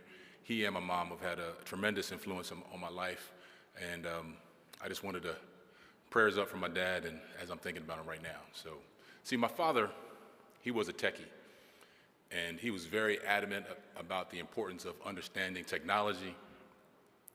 In the 80s, in our house, we had a Radio Shack Tandy TRS-80. That was followed by the Commodore 64. Yeah, and almost every generation of computer thereafter. By the time that I was in high school, I knew how to program in BASIC language because of my dad's influence. However, similar to my mother, my true passion was the opportunity to pour into the lives of people. My ability to understand technical concepts provided me leadership opportunities to pursue my true passion. So I thank God for this recognition, and I thank God for my family and friends. Thank you.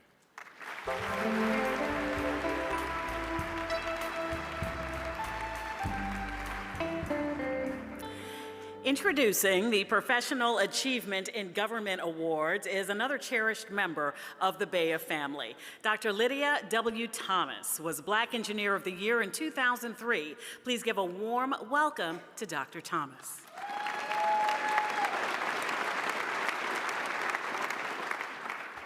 Good evening.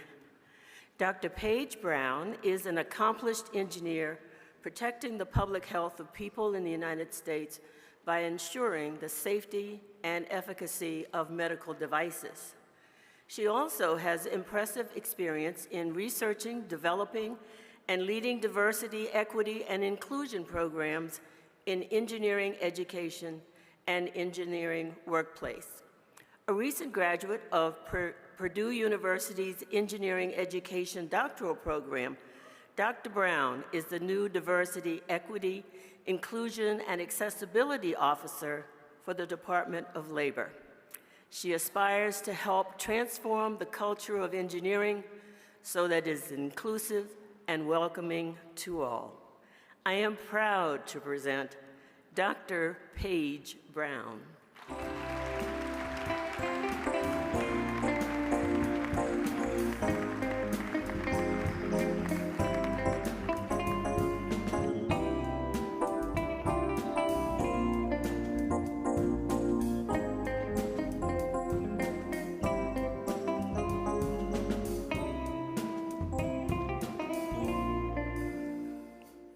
I would not be here today accepting this particular award if it weren't for the influential individuals who helped me begin my career in the federal government. I think about the challenges I faced as a Black woman in my first governmental role. If it weren't for Mr. Larry Wilkerson and Mr. Coolidge Hamlet serving as my mentors, sponsors, and advocates to not only me, but other young Black engineers, I'm sure my path would look very different.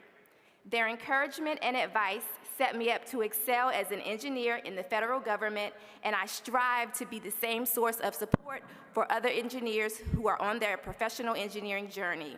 I thank God for this award and for the unconditional support from my family and friends. Thank you.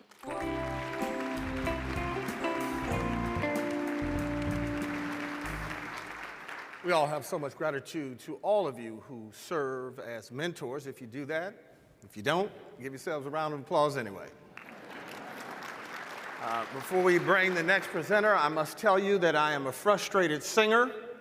I'm from Detroit and can't sing a lick. There we go. But I always want to say this. Let's give it up for the band, y'all. Gentlemen. All right. All right, now welcome our next presenter from the United States Army Futures Command, Major General Edmund Miles Brown.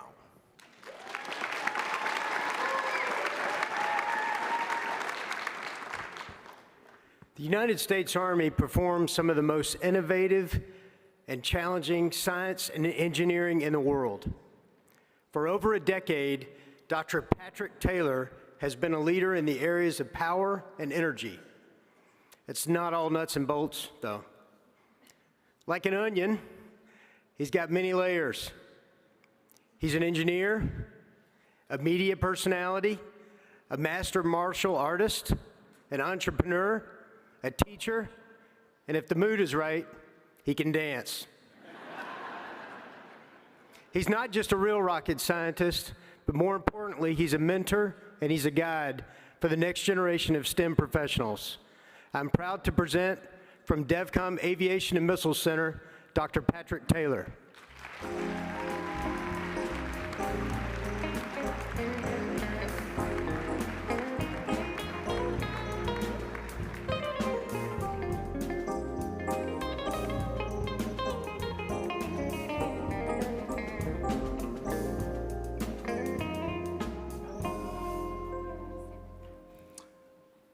In my life, I've received commendations, trophies, medals, prizes of many sorts.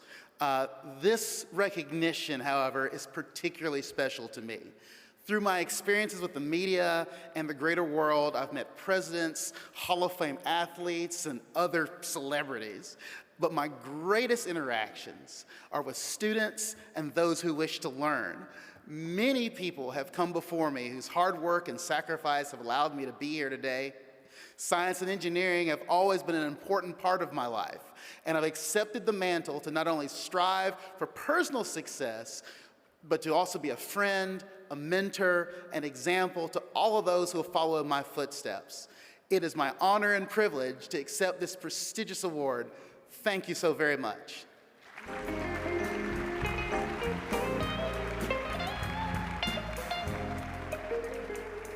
Our next presenter comes to us from Pratt & Whitney. Please welcome Vice President Pratt & Whitney. Please welcome Vice President of Propulsion and Materials Technologies, Frank Praley. Good evening. I'm very pleased to introduce Sean Bradshaw to you all tonight. Sean is the Senior Technical Fellow for Sustainability for Pratt & Whitney. His work is focused on reducing the environmental footprint or impact of the aircraft engine. Sean earned a PhD from MIT, and he's an expert in combustion technology. And this is a technology that is very critical to reduce the emissions of future engines. If that's not enough, Sean's also helping to develop the next generation of engineers as professor at Columbia University. So please join me and our colleagues from Raytheon Technologies in congratulating Dr. Sean Bradshaw.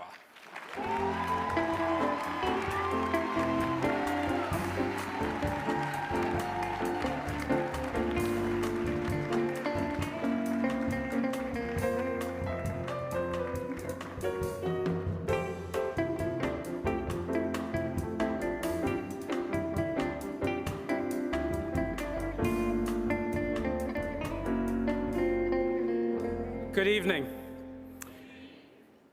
Astronaut Neil Armstrong said that children, inspired by the excitement of spaceflight, have come to appreciate the wonder of science, the beauty of mathematics, and the precision of engineering.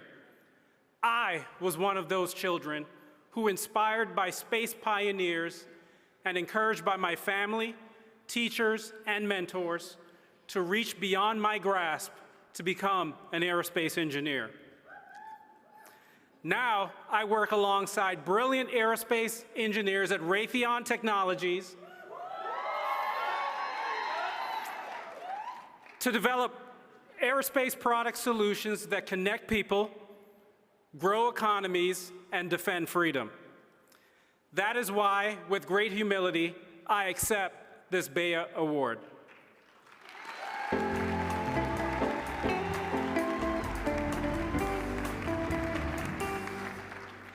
Commend you. Your whoops are getting much better. Much better. Now we'd like to welcome a longtime friend of BEYA to introduce the Professional Achievement in Industry Awards. Let's welcome the Boeing Company's Chief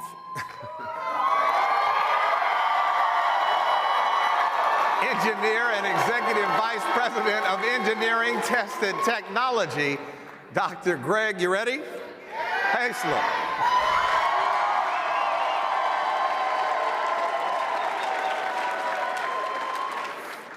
Go Boeing.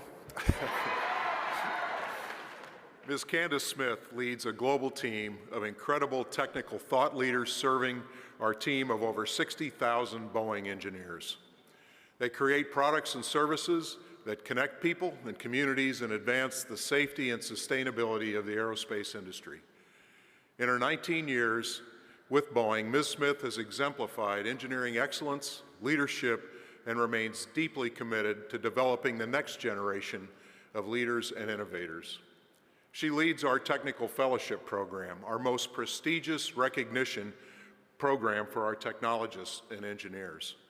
Ms. Smith operates with a spirit of service, humility, and joy. And if you know Candace, it's about joy.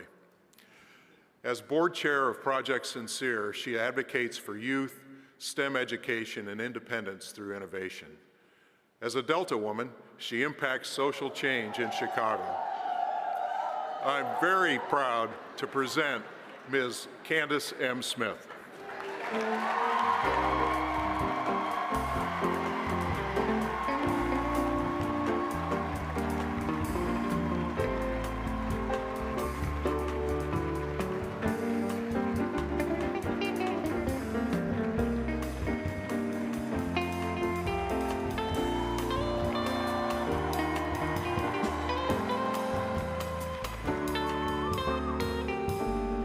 Good evening. The universe conspires for your success. A principle illustrated throughout my career, from my fingertips on life-saving technologies to chance encounters of yes, I can help. I've sought to solve problems and enrich lives. When young, I avidly read books, escaping reality.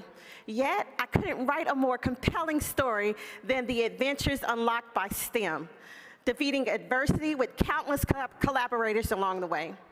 Engineering chose me as a steward and gave me resources to maintain that energy of service and amplification. Thank you to my mommy, my family, community, and the Boeing fam for loving, believing, and joining me along the way.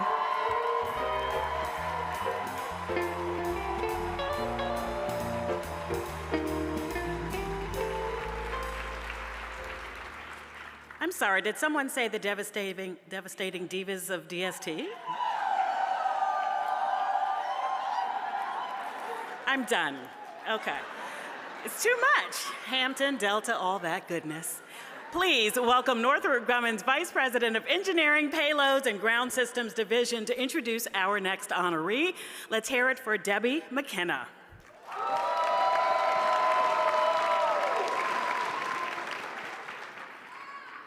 Mr. Cedric Mann embodies the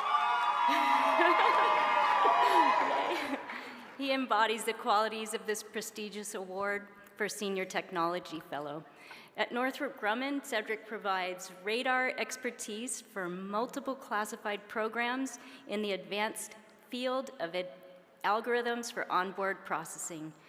He has a strong background in signals processing and systems architecture that have enabled him to innovate and contribute pivotal processing techniques that support multiple programs of national importance. He also brings space acquisition experience and in the intelligence community and the Department of Defense. Additionally, Cedric has achieved a technology fellow status at Northrop Grumman. He is respected by his colleagues and customers and actively mentors junior engineers as a part of the Northrop Grumman Professional Mentoring Program. I'm proud and honored to present the Senior Technology Fellow Award to Mr. Cedric Mann.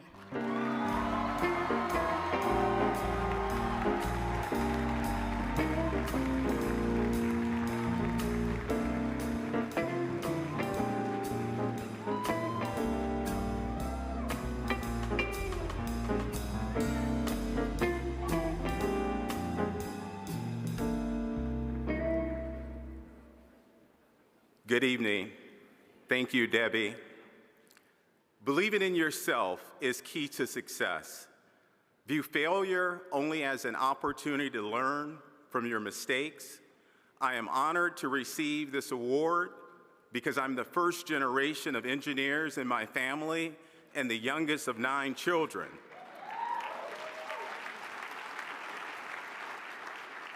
As a child, I always enjoyed building things. So engineering was a natural fit, although challenging. By having an opportunity to attend universities and graduate in engineering and graduate programs, I was able to build the confidence to master the challenging courses with support from my family, mentors, and especially my wife. I want to thank BEYA for this award, and I want to thank the Northrop Grumman family. Thank you.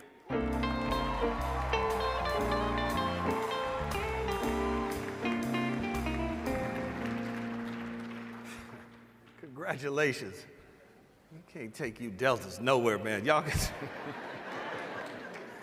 Our next award is the Professional Achievement Award, introducing the first honoree for Professional Achievement in Government. Please welcome back Dr. Lydia W. Thomas.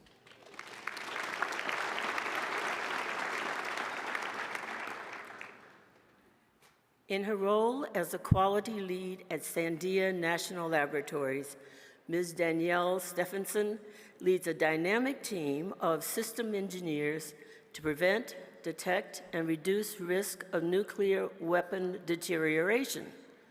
She is the subject matter expert for the surety, engineering, and weapons quality staff and serves as the communications hub for customers. In addition to professional development, Ms. Stevenson has been deeply involved in her community, participating in events that increase interest in STEM education and careers. I am proud to present Ms. Danielle Stephenson.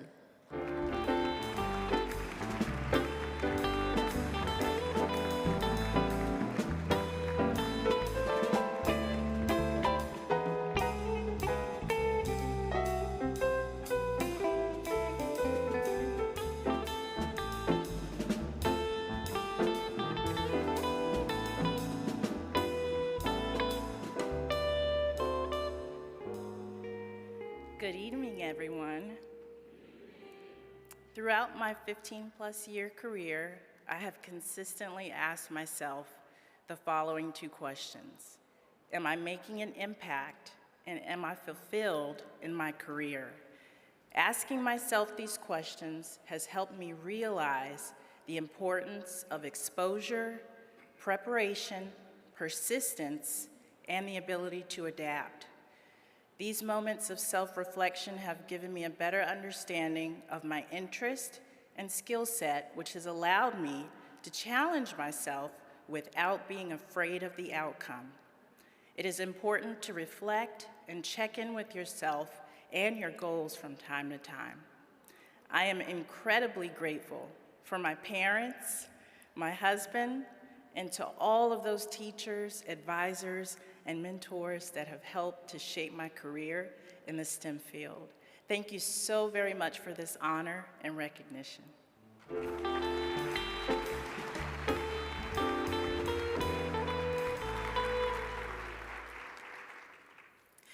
Here to present the Career Achievement in Government Award, let's welcome again Major General Edmund Miles Brown.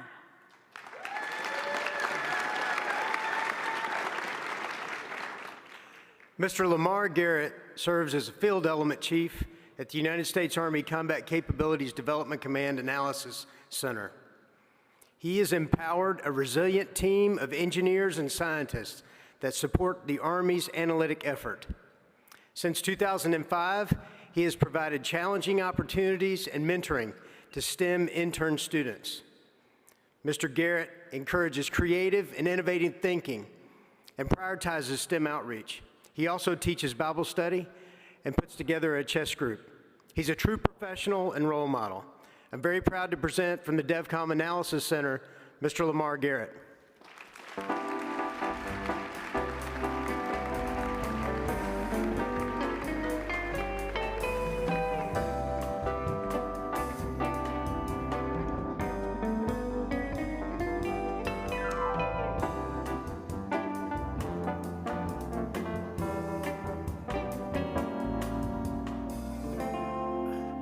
Good evening, everyone. First, giving honor to God and to my lovely wife, Cheryl. I'm honored and humbled to be the recipient of this highly coveted award. Receiving an award for career achievement makes me reflect upon the past. I'm reminded of my upbringing and the influence of my family and friends. I clearly recall being teased for my biblical beliefs and practical approach to life. I sought to prove the naysayers wrong by asking God to shape my career path. As so often happens, this took some time. Fortunately, I was blessed with leadership traits to help develop my untapped potential while fostering novel ideas that translated concepts into achievable objectives. Engineer, leader, and mentor.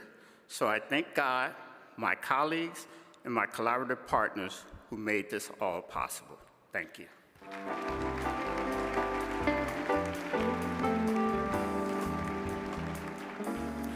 Please welcome back Dr. Lydia Thomas to present our next award.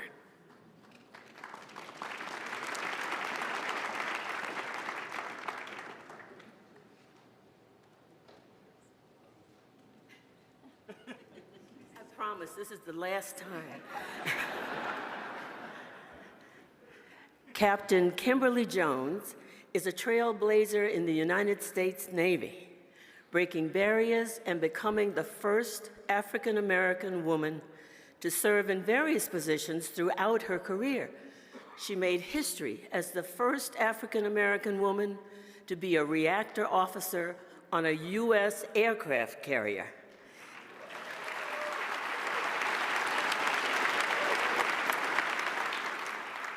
Later, as the only African American woman to serve as officer in charge at Puget Sound Naval Shipyard.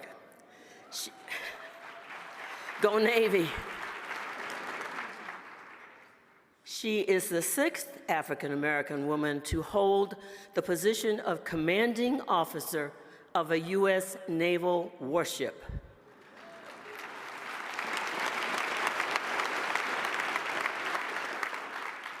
Her peers have recognized her achievements as milestones and have inspired young women of color to pursue leadership roles in the Navy.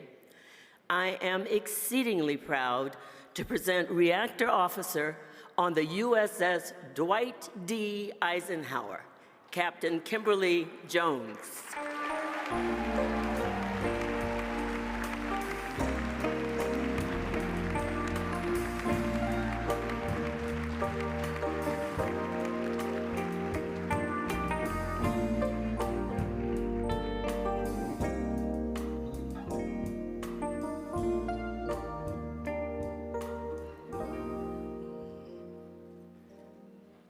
"23 years ago, when I signed up for the Navy, I did not know it would take me to serve on 6 warships to include 3 aircraft carriers. From the Western Pacific to back here in my own backyard in the Mid-Atlantic region. I definitely did not know I would still be on this journey and this ride and on this stage this evening. I dedicate this award to my mother, Deborah, who is here this evening. She has been my inspiration throughout my entire life and career. She has always signaled to me that it was more than okay to be myself, AKA a little bit different. Chart my own path and always strive for excellence. I was truly in awe when she earned her second college degree long after I graduated college to become a registered nurse and to begin a successful second endeavor. I don't know if I've ever told her, but that drive and that accomplishment gave me renewed focus that sustains me to this day. She was, is, and will always be my superwoman. To my husband, who is currently deployed, thank you. You are my best friend and my sounding board. Thank you once again.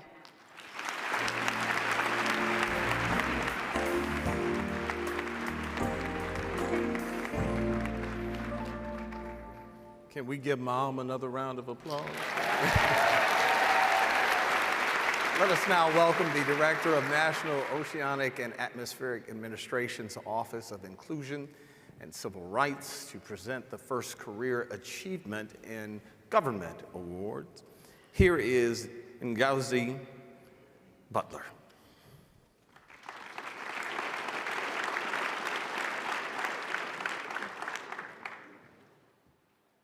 Good evening. Thanks for having me.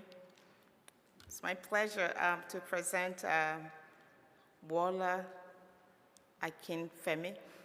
When asked what would matter at the end of his career, this honoree answered, "The people that I have been able to impact during my journey." Wole Akinyemi has certainly made his mark with the many engineers he's coached over the years and the teams he's led. Those teams have delivered from engine technology for on-highway vehicles to market-leading solutions for locomotive, off-highway vehicles, and marine vessels. He has had quite the career journey. I am proud to present Wole Akimeye.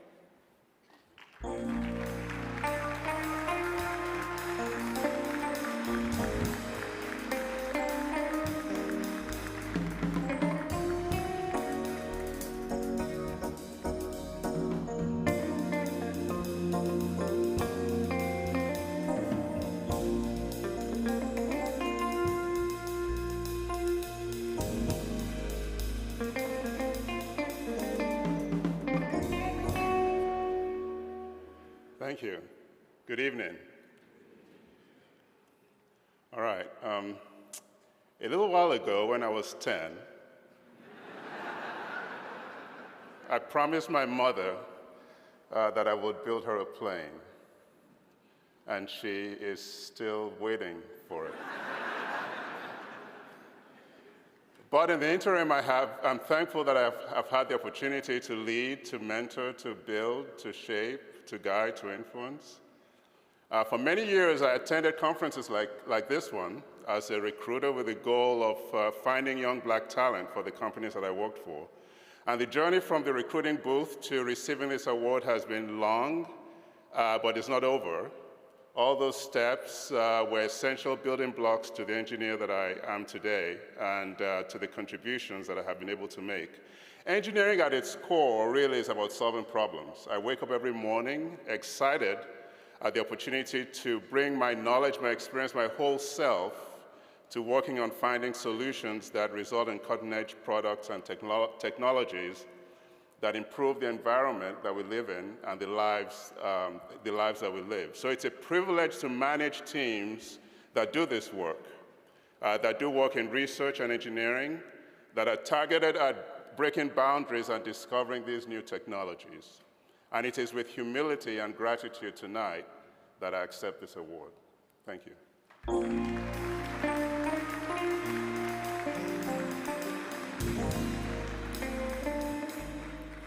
He had to know that opening joke was going to kill, right? I told my mother I would build her a plane when I was 10. She's still waiting for it. I like that. Now we'd like to welcome a very special presenter for the Career Achievement in Industry Award. Please give a rousing welcome to the 2020 Black Engineer of the Year, Lieutenant General, retired Bruce T. Crawford.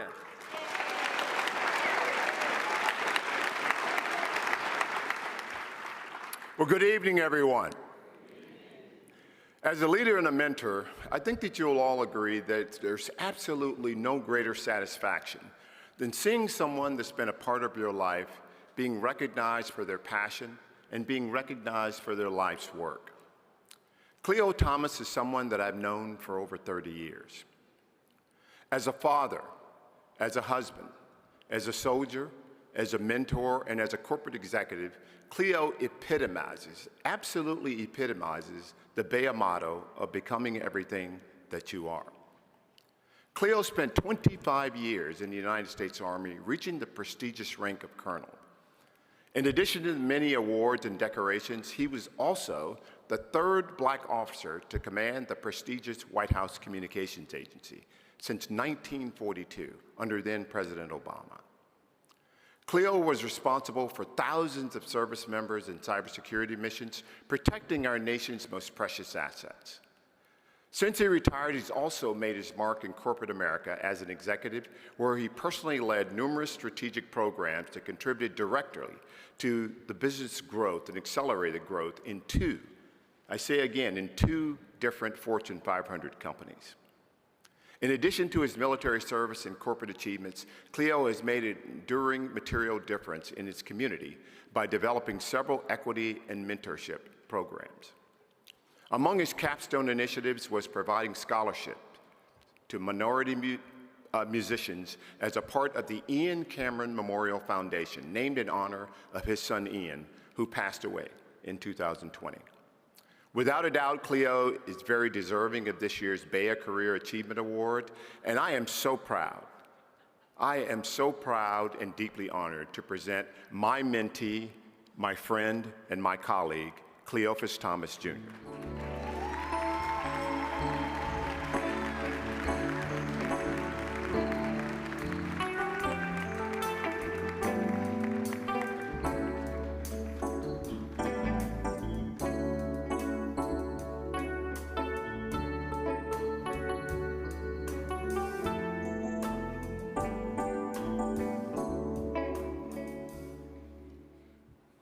Thank you, Bruce, for those kind words, 30 years of mentorship and friendship. My story starts with prayer. My mom always said, "I'll pray for you." Eventually, she said, "You know you're gonna have to start praying for yourself."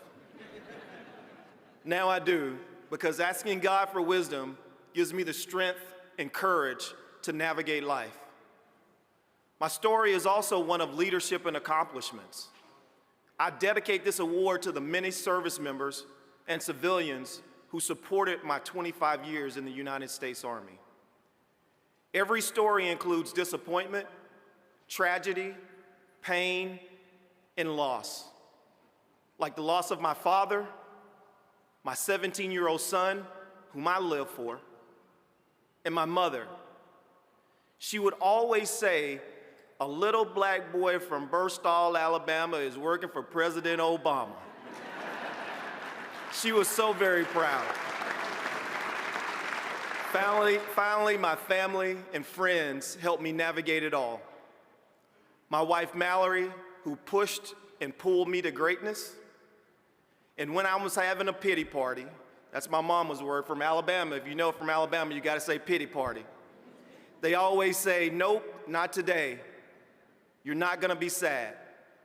God has something bigger and better in store for you." They focused me on love and achievement. But most of all, my story is written in an ink called love. That is what makes this story me. This Career Achievement Award is for everyone I loved, who supported me, and who loved me back. Thank you.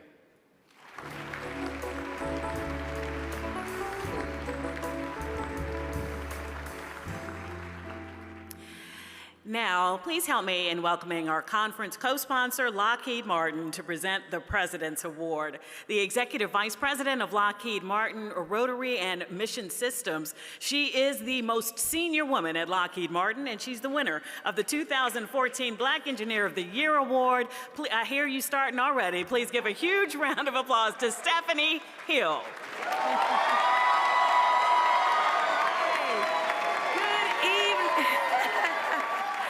Good evening, BEYA. I am immensely proud to present this year's President's Award to my colleague and friend, Chauncey McIntosh. Chauncey serves on my senior leadership team at Lockheed Martin as the Vice President and General Manager of our Integrated Warfare Systems and Sensors line of business. He has an outstanding track record of leading diverse teams of thousands of people to produce advanced technologies that our military service members rely on to deter aggression from our adversaries and preserve peace around the world. He believes deeply in our company's essential mission, and his enthusiasm and integrity inspires those he leads to strive for excellence every day. In working with Chauncey on some of our nation's most vital defense programs, I've also had the privilege of getting to know him personally. He is a proud father, a devoted husband, and a man of faith. His passion for uplifting others is evident in the coaching and mentoring he provides to his team members and in his engagement with local nonprofit organizations that provide young people, particularly those who are underrepresented in STEM fields, with the education and the encouragement they need to follow in his footsteps and build a rewarding life and career. I'm so proud to present Chauncey McIntosh.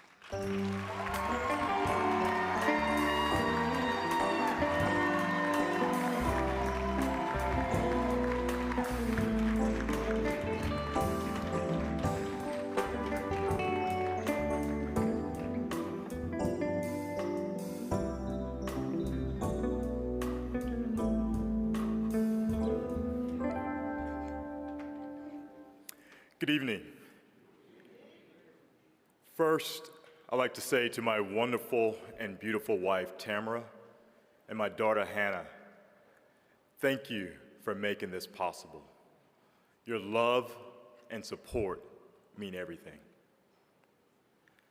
I am so humbled to receive this award.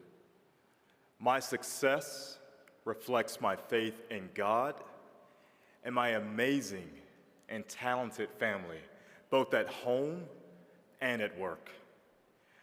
From an early age, my mother gave me the gift of curiosity. She taught me to wonder, to imagine, and most importantly, to ask questions. Questions like why and what if unlocked my imagination and innovative spirit. That gift led to my passion for engineering. I also want to say thank you to my first mentor, my father, who I know is watching from above, who taught me the value of helping others and to never stop reaching for my biggest dreams.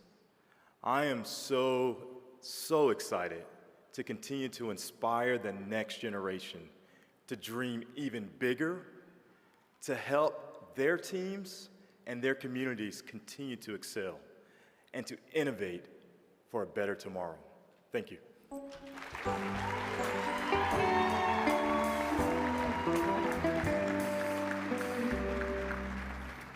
I know some of you are getting hungry.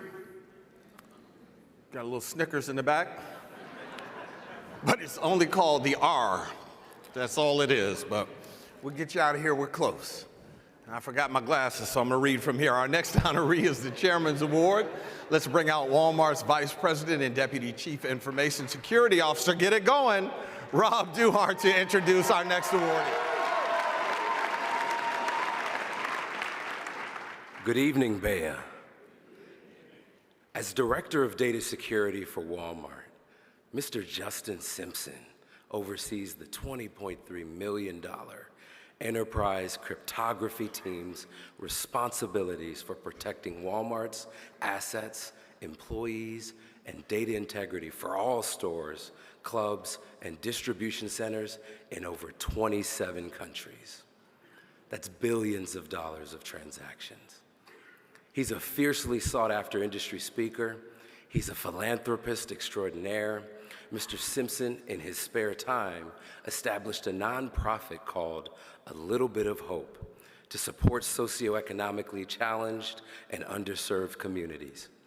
His goal is to help marginalized populations earn a living wage, have a sustainable career, and build generational wealth.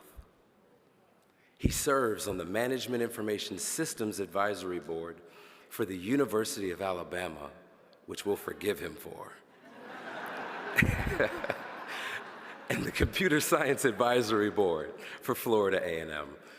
I'm proud to present my friend, my colleague, my partner in crime, Mr. Justin Simpson.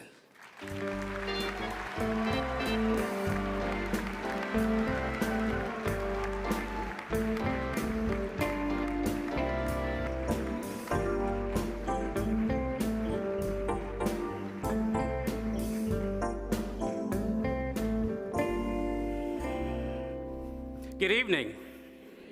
Good evening. Thank you. I've always been passionate about leaving a legacy on purpose. Not because it's easy, but because I stand on the shoulders of the legends who came before me. Rosa sat so Martin could walk. Martin walked so Obama could run. Obama ran so that our children can soar.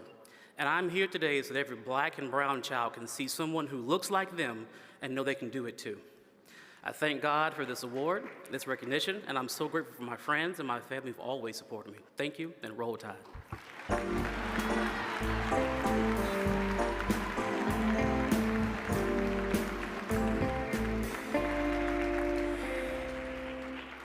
Now, now, tradition calls on us to invite the 2022 Black Engineer of the Year to the stage for the passing of the torch speech.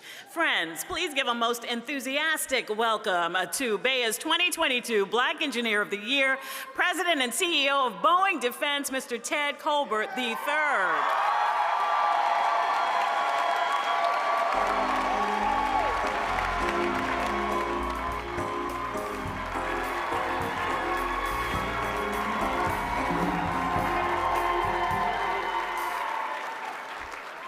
Well, all right, Boeing's in the building, right?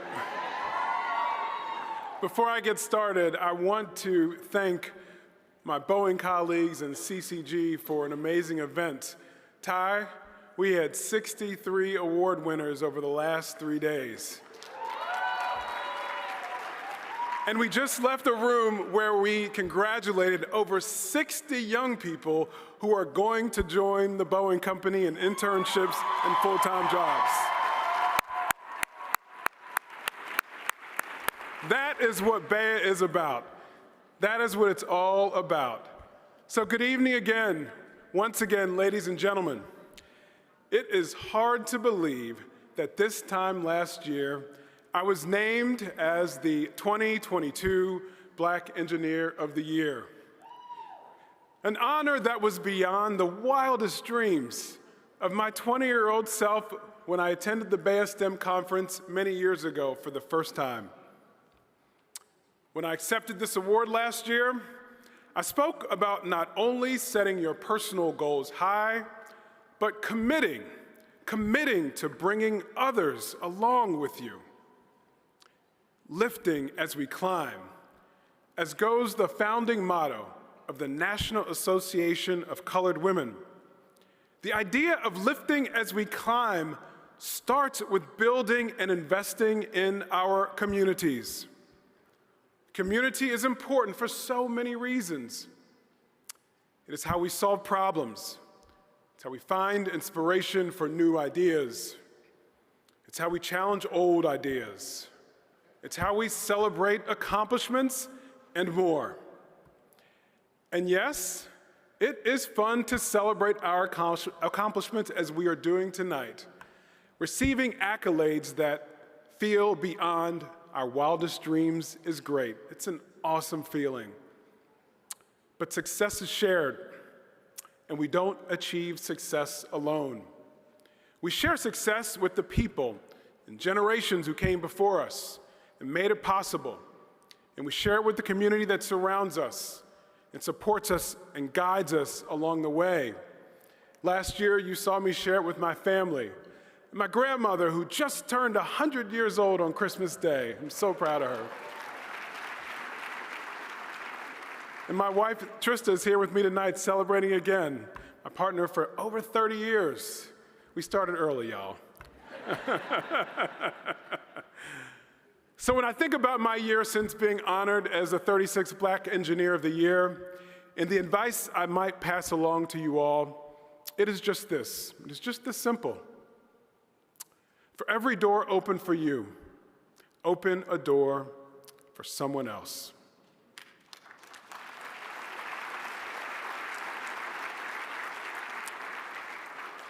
Share your success with everyone around you and show them the way, show them the path. Everywhere you go and with everything that you do, there is an opportunity to extend the support that was once extended to you. You might not even know who needs you in that moment, but by setting an example, you might give someone the courage to continue on their own journey.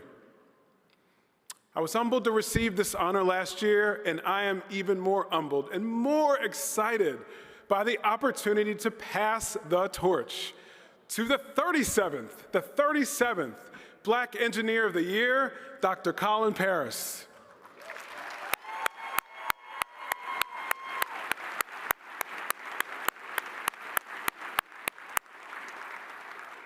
Dr. Paris serves as the Senior Vice President and Chief Technology Officer at GE Digital, a leader in digital transformation and engineering, and no stranger to BEYA STEM. As the 1998 Dean's Award winner and the 2009 Professional Achievement in Industry Award winner, Dr. Paris's commitment to BEYA's mission in inspiring the next generation of STEM leaders is self-evident. He's authored hundreds of articles on topics like machine learning and artificial intelligence. He also holds patents and is deeply involved in his community through teaching activities like about emerging digital technologies and exposing young people in the community to different paths they can take to fulfill their own dreams. I have a personal story that is not in the script that I will share with you. When I was the Chief Information Officer for the Boeing Company, I often looked to recruit digital talent around the world. And I often asked human resources and our external recruiters to find me the top diverse talent in digital around the world. And guess whose name always showed up at the top of the list? Dr. Colin Paris. So this is a full circle moment, the opportunity to pass the torch to a trailblazer in digital, working at GE today, experience at IBM. I'm so glad to add him to this esteemed group of Black Engineer of the Year. So please join me in thanking Dr. Paris for his contributions and congratulating him as the 37th Black Engineer of the Year.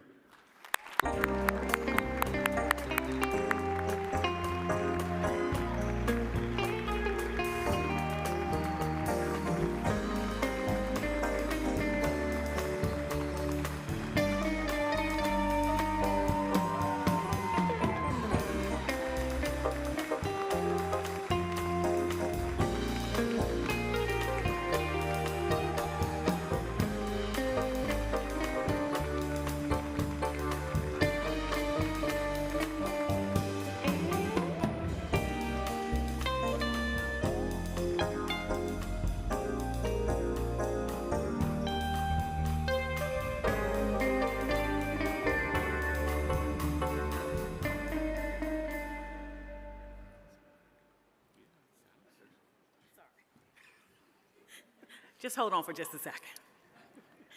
Colin, first of all, you left a mark in the business world with your skills and expertise, but it is your willingness to give back your time and your energy to make a difference in people's lives that truly does set you apart. Okay, now, friends, let's bring out our next speaker. I'm sorry, I'm not sure. You may just stay right there just for a second. Okay, let's bring out our next speaker. He is a native of Fitzgerald, Georgia, grew up to serve in the Air Force as an officer for 9 years. He joined GE Aviation in 1997, and in 2016, he was named President and Chief Executive Officer of GE Aviation Military Systems. In 2020, he was appointed President and Chief Executive Officer of GE Edison Works. Please give a huge welcome to Tony Mathis.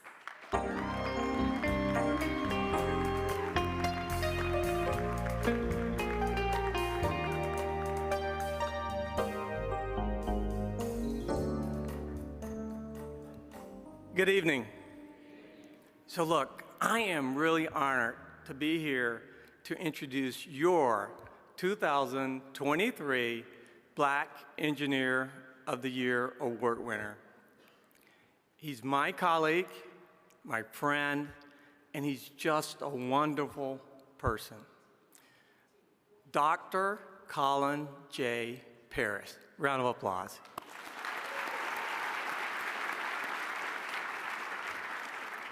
Now, before I jump into his amazing career, I want to tell you a little bit about young Colin, a son of an engineer. Colin had an innate desire to understand just how things worked. And it was this curiosity that led him to Howard University, his parents' alma mater. At Howard, Colin pursued an electrical engineering degree, learning about the potential power of microprocessors, personal computers, and software. And he was hooked. He graduated from Howard. He joined AT&T, Bell Laboratories. Now there, he was selected for the company's sponsored master's and doctoral programs, earning both a master's and a doctorate degree in electrical engineering and computer science from the University of California, Berkeley. Next, Colin joined IBM, where he worked for 20 years and held executive roles in P&L management, software development, technology management, and even research. He closed many multi-million-dollar contracts and boosted productivity within their largest software organization. But one of his biggest focuses was working with the Black community on STEM education at both the university and the college level, or in the high school level.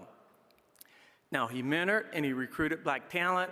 He was on the IBM NSBE SWAT team, really harnessing the company's collective power to produce STEM awareness and education in our communities. Now, in 2014, he joined us, GE, as a corporate officer and vice president of software and analytics research at our Global Research Center. Here, Colin opened our eyes to the power of industrial analytics, artificial intelligence, machine learning, and software systems. And he also showed us what they could do, not just for GE, but for our customers. Colin created the GE digital twin technology, which he still leads today.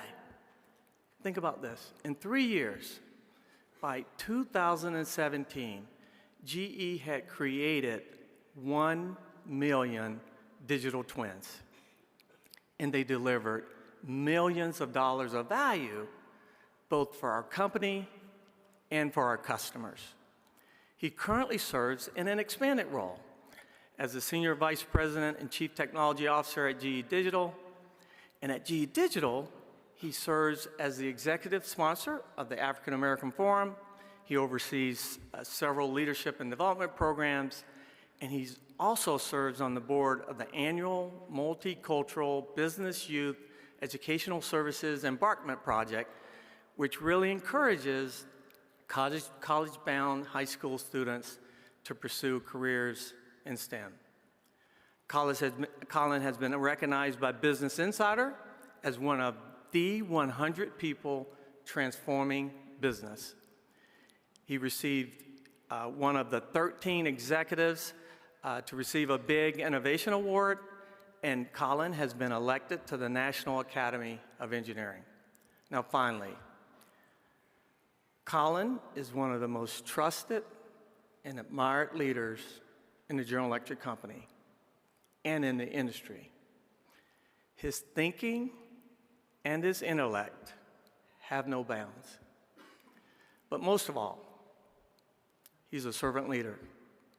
He cares and he leads with heart.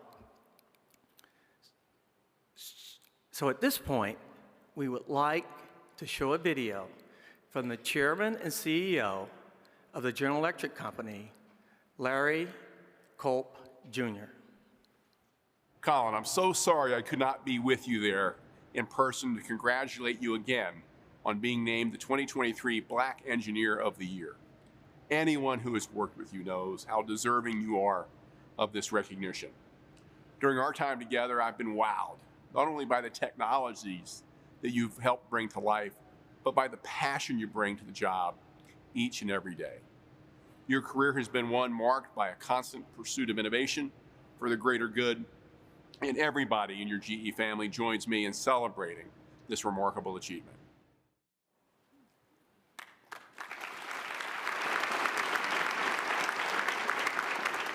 So now, without further ado, your 2023 Black Engineer of the Year, Dr. Colin J. Pierce.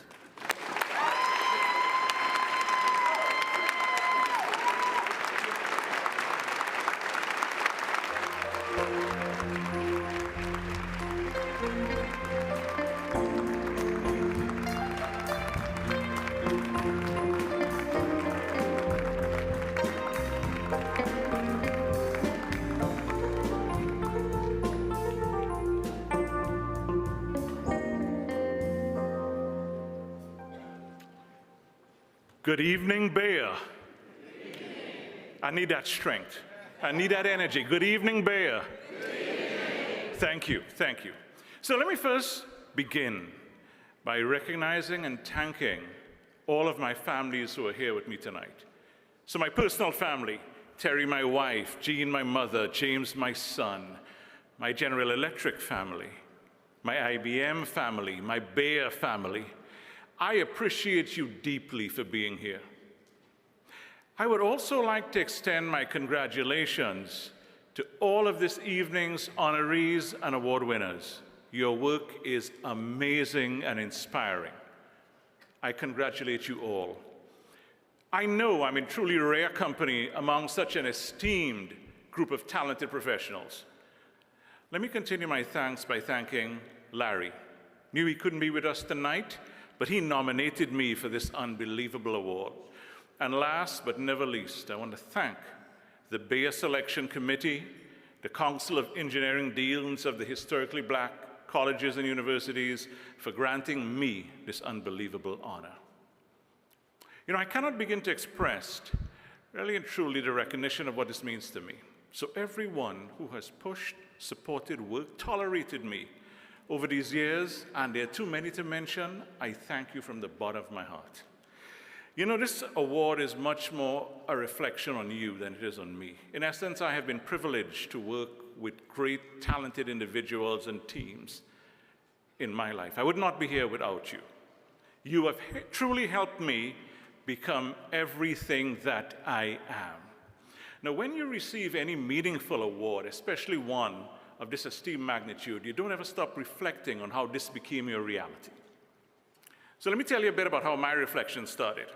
It began when I heard I was selected for this award. So we were in an auditorium at GE's Crotonville Center, and I was on a panel with the chairman, Larry Culp, and the CEO of Vernova, Scott Strazik. And now at a certain point in the program, Tyrone Tabon steps out from the audience. How did Ty get here, right? So in front of 200 of my colleagues, he told me I was named Black Engineer of the Year for 2023. He also came with 2 extraordinary videos from 2 pivotal mentors in my IBM career. It was a moment of pleasant disbelief and utter shock. He also said I would receive the award in February at this conference. And the conference was entitled, Becoming Everything You Are, a phrase that stuck with me ever since.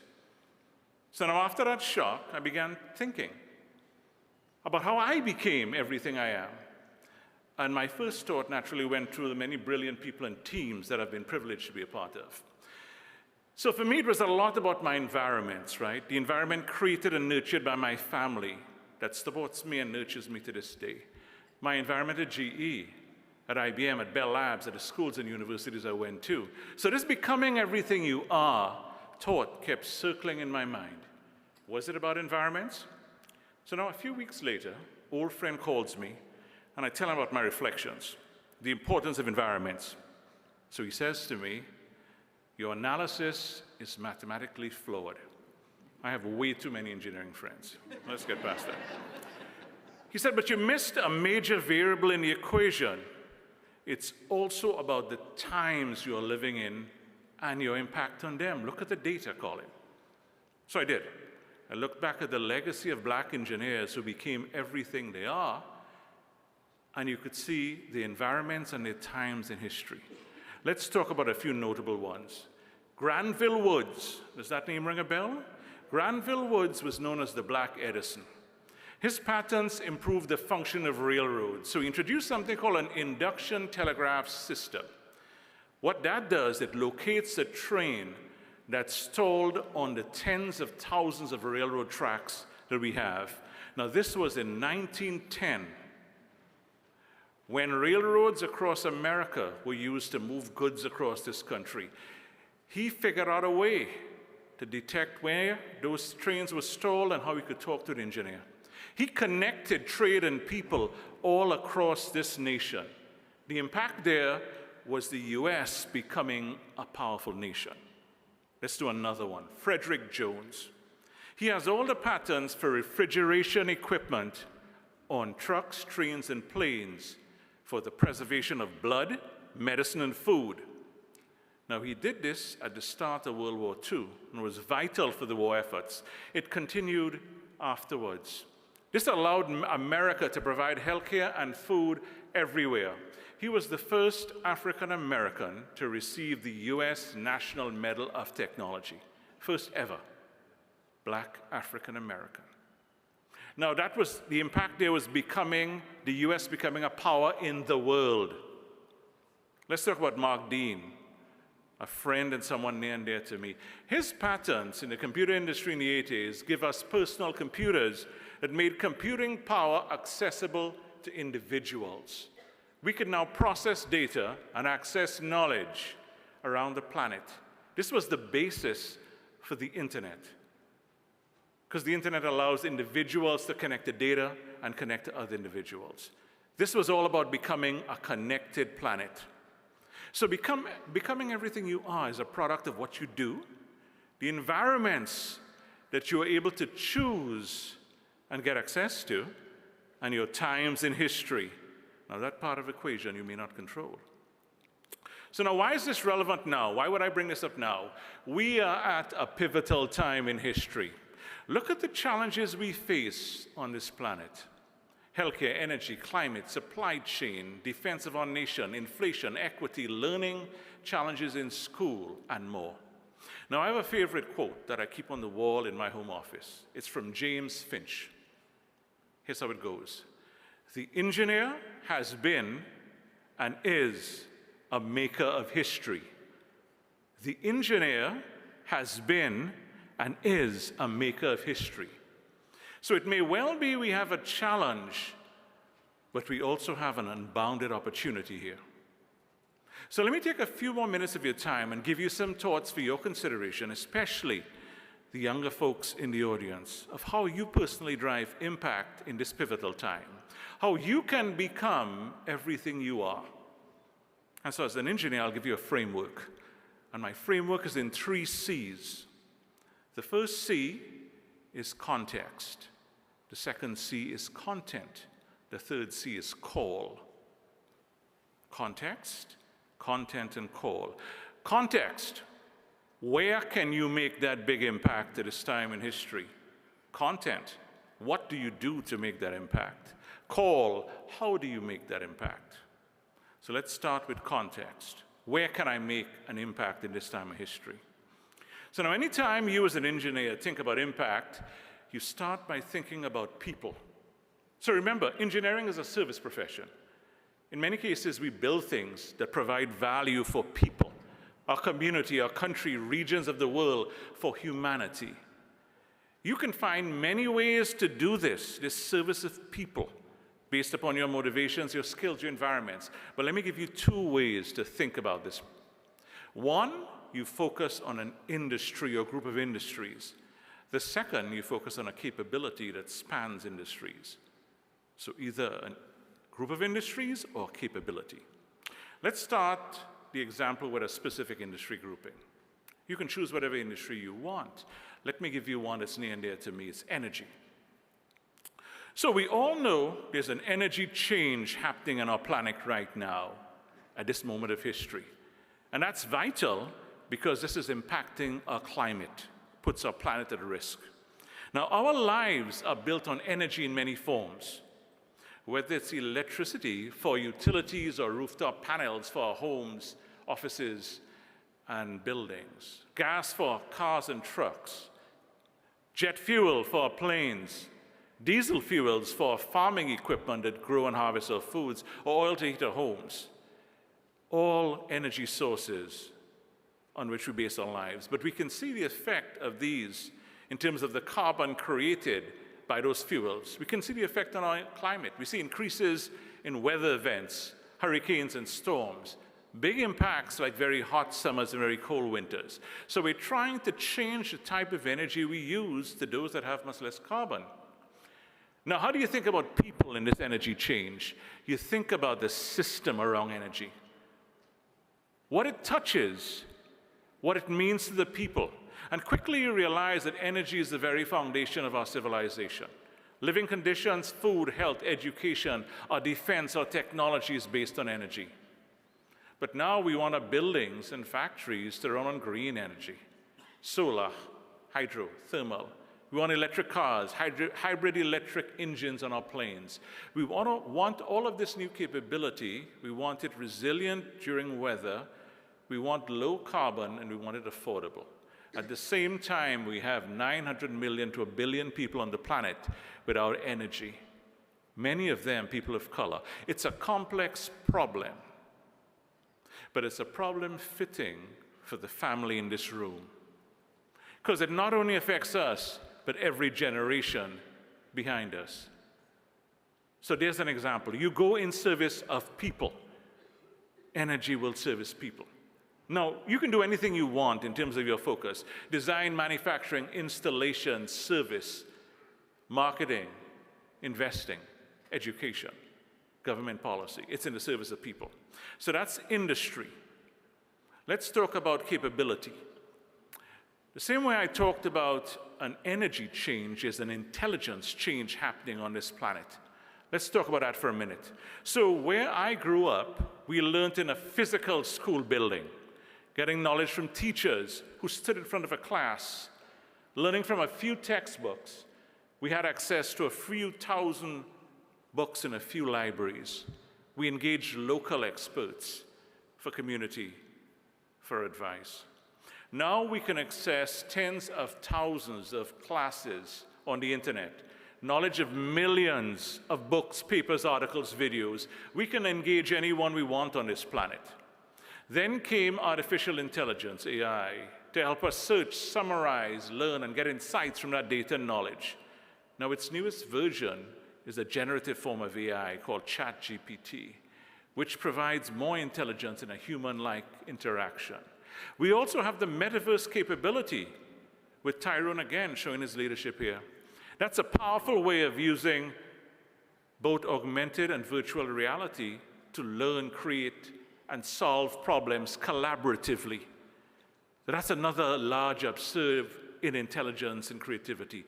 So now with the combination of this access to this knowledge, this AI to help us with insights, plus the unique human intelligence we have, and we can create new capabilities in this metaverse to collaborate, we are in a new era of intelligence on the planet.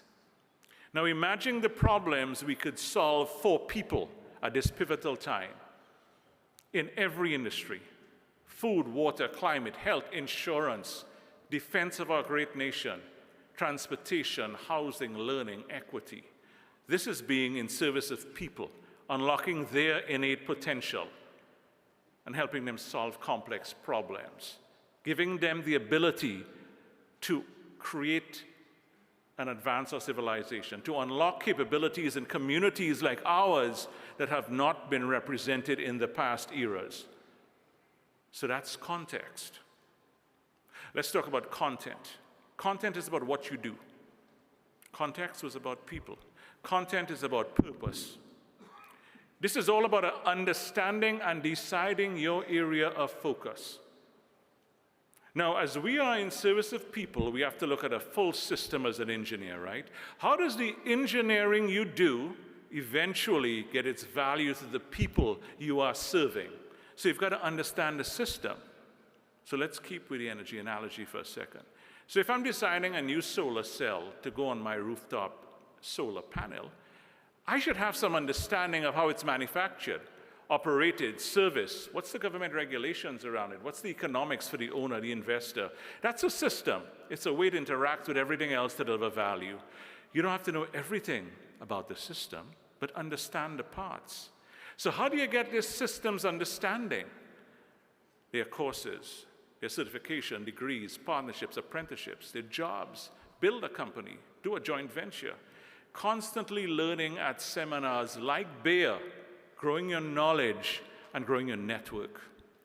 Now with a system understanding, what do you focus on?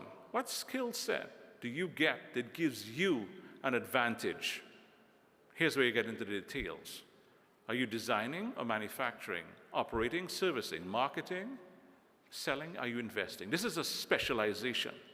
But if you have a systems understanding of how that value is delivered, you can do a smart specialization. That's when you get into the details that allows you to differentiate your value and gives you your advantage. So a system understanding shows you the relationships. Smart specialization is the secret sauce by which you capture value for ourselves and for our community. So that's content.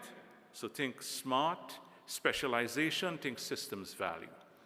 Now let's do the last C, call. Call is about two things. Call is about price and passion.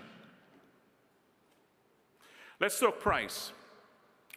You know where you want to serve, you have a systems understanding of what you are looking at, and you want to specialize to deliver value. Now, what's the price you're willing to pay? Now, here's the interesting thing. Anytime you ask anyone what they want, they can always tell you what they want. But few people can tell you what's the price needed to pay, and are they willing to pay it? So are you truly committed to put the years in of toil and in courses and degrees, to face the embarrassing failures along the way in jobs and businesses, to say no to the fun times with family and friends, to endure the tough bosses, difficult work environments, and ridiculous schedules, to reach that purpose, to have that impact on people? So get some understanding of the price by finding mentors and experts who can determine what educational resources you need, what jobs you can do, what does it cost in terms of time, effort, and money. Or get jobs in companies or join startups to get a deeper understanding of the price by actually doing it. Now, even when you know the price and you're willing to pay it, there will be disappointments, setbacks, and absolute failures that will test you deeply. This is where passion shows up. That's your secret fuel. This passion will see you through. It will be the extra reserve of fuel that you will need over the weeks, months, and years of toil. Now, the web is filled with great examples of passion in sports, speeches, and great political leaders, especially in times of turmoil. But there's another type of passion. There's a passion that's grounded in actual actions. That's where I like to model my passion. In fact, I learned it from my son, and I think you'll all see it in young babies. You ever see them when they try to stand up? They fall, they cry, they try again. Then when they actually learn to stand, they're delighted. It's fun.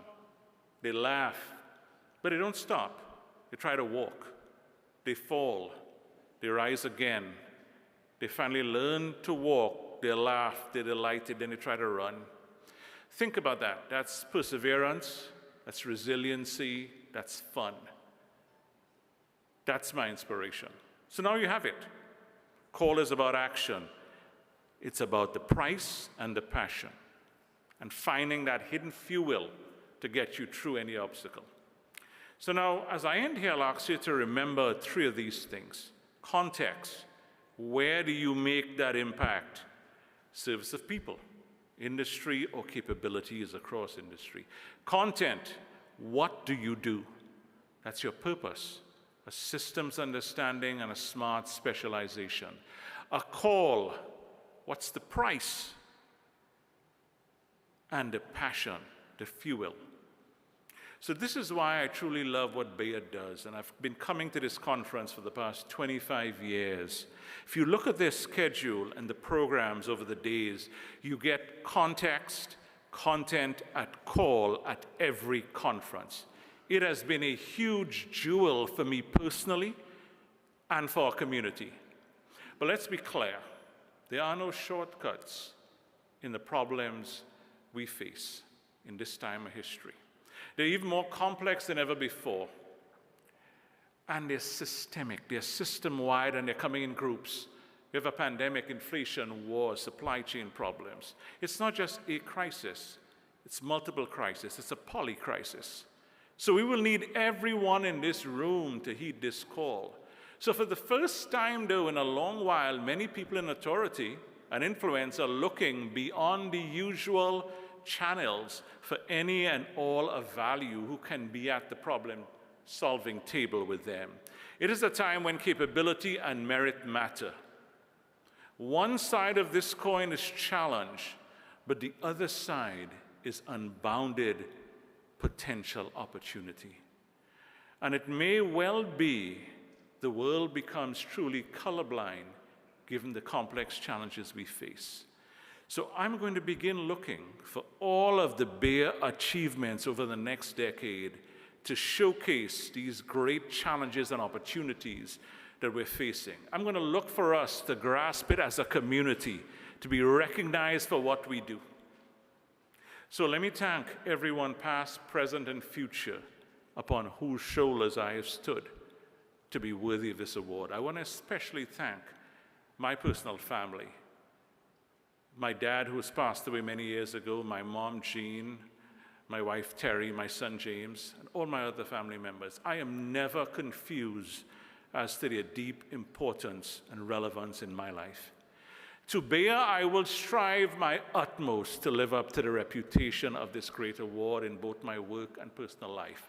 To you, my extended family here at BEYA, all my love and all God's blessings on this journey in service of people with purpose, paying your personal price with unbounded passion to change the world for us and for future generations. Come fly with us at BEYA. Thank you all, BEYA. Have a good evening.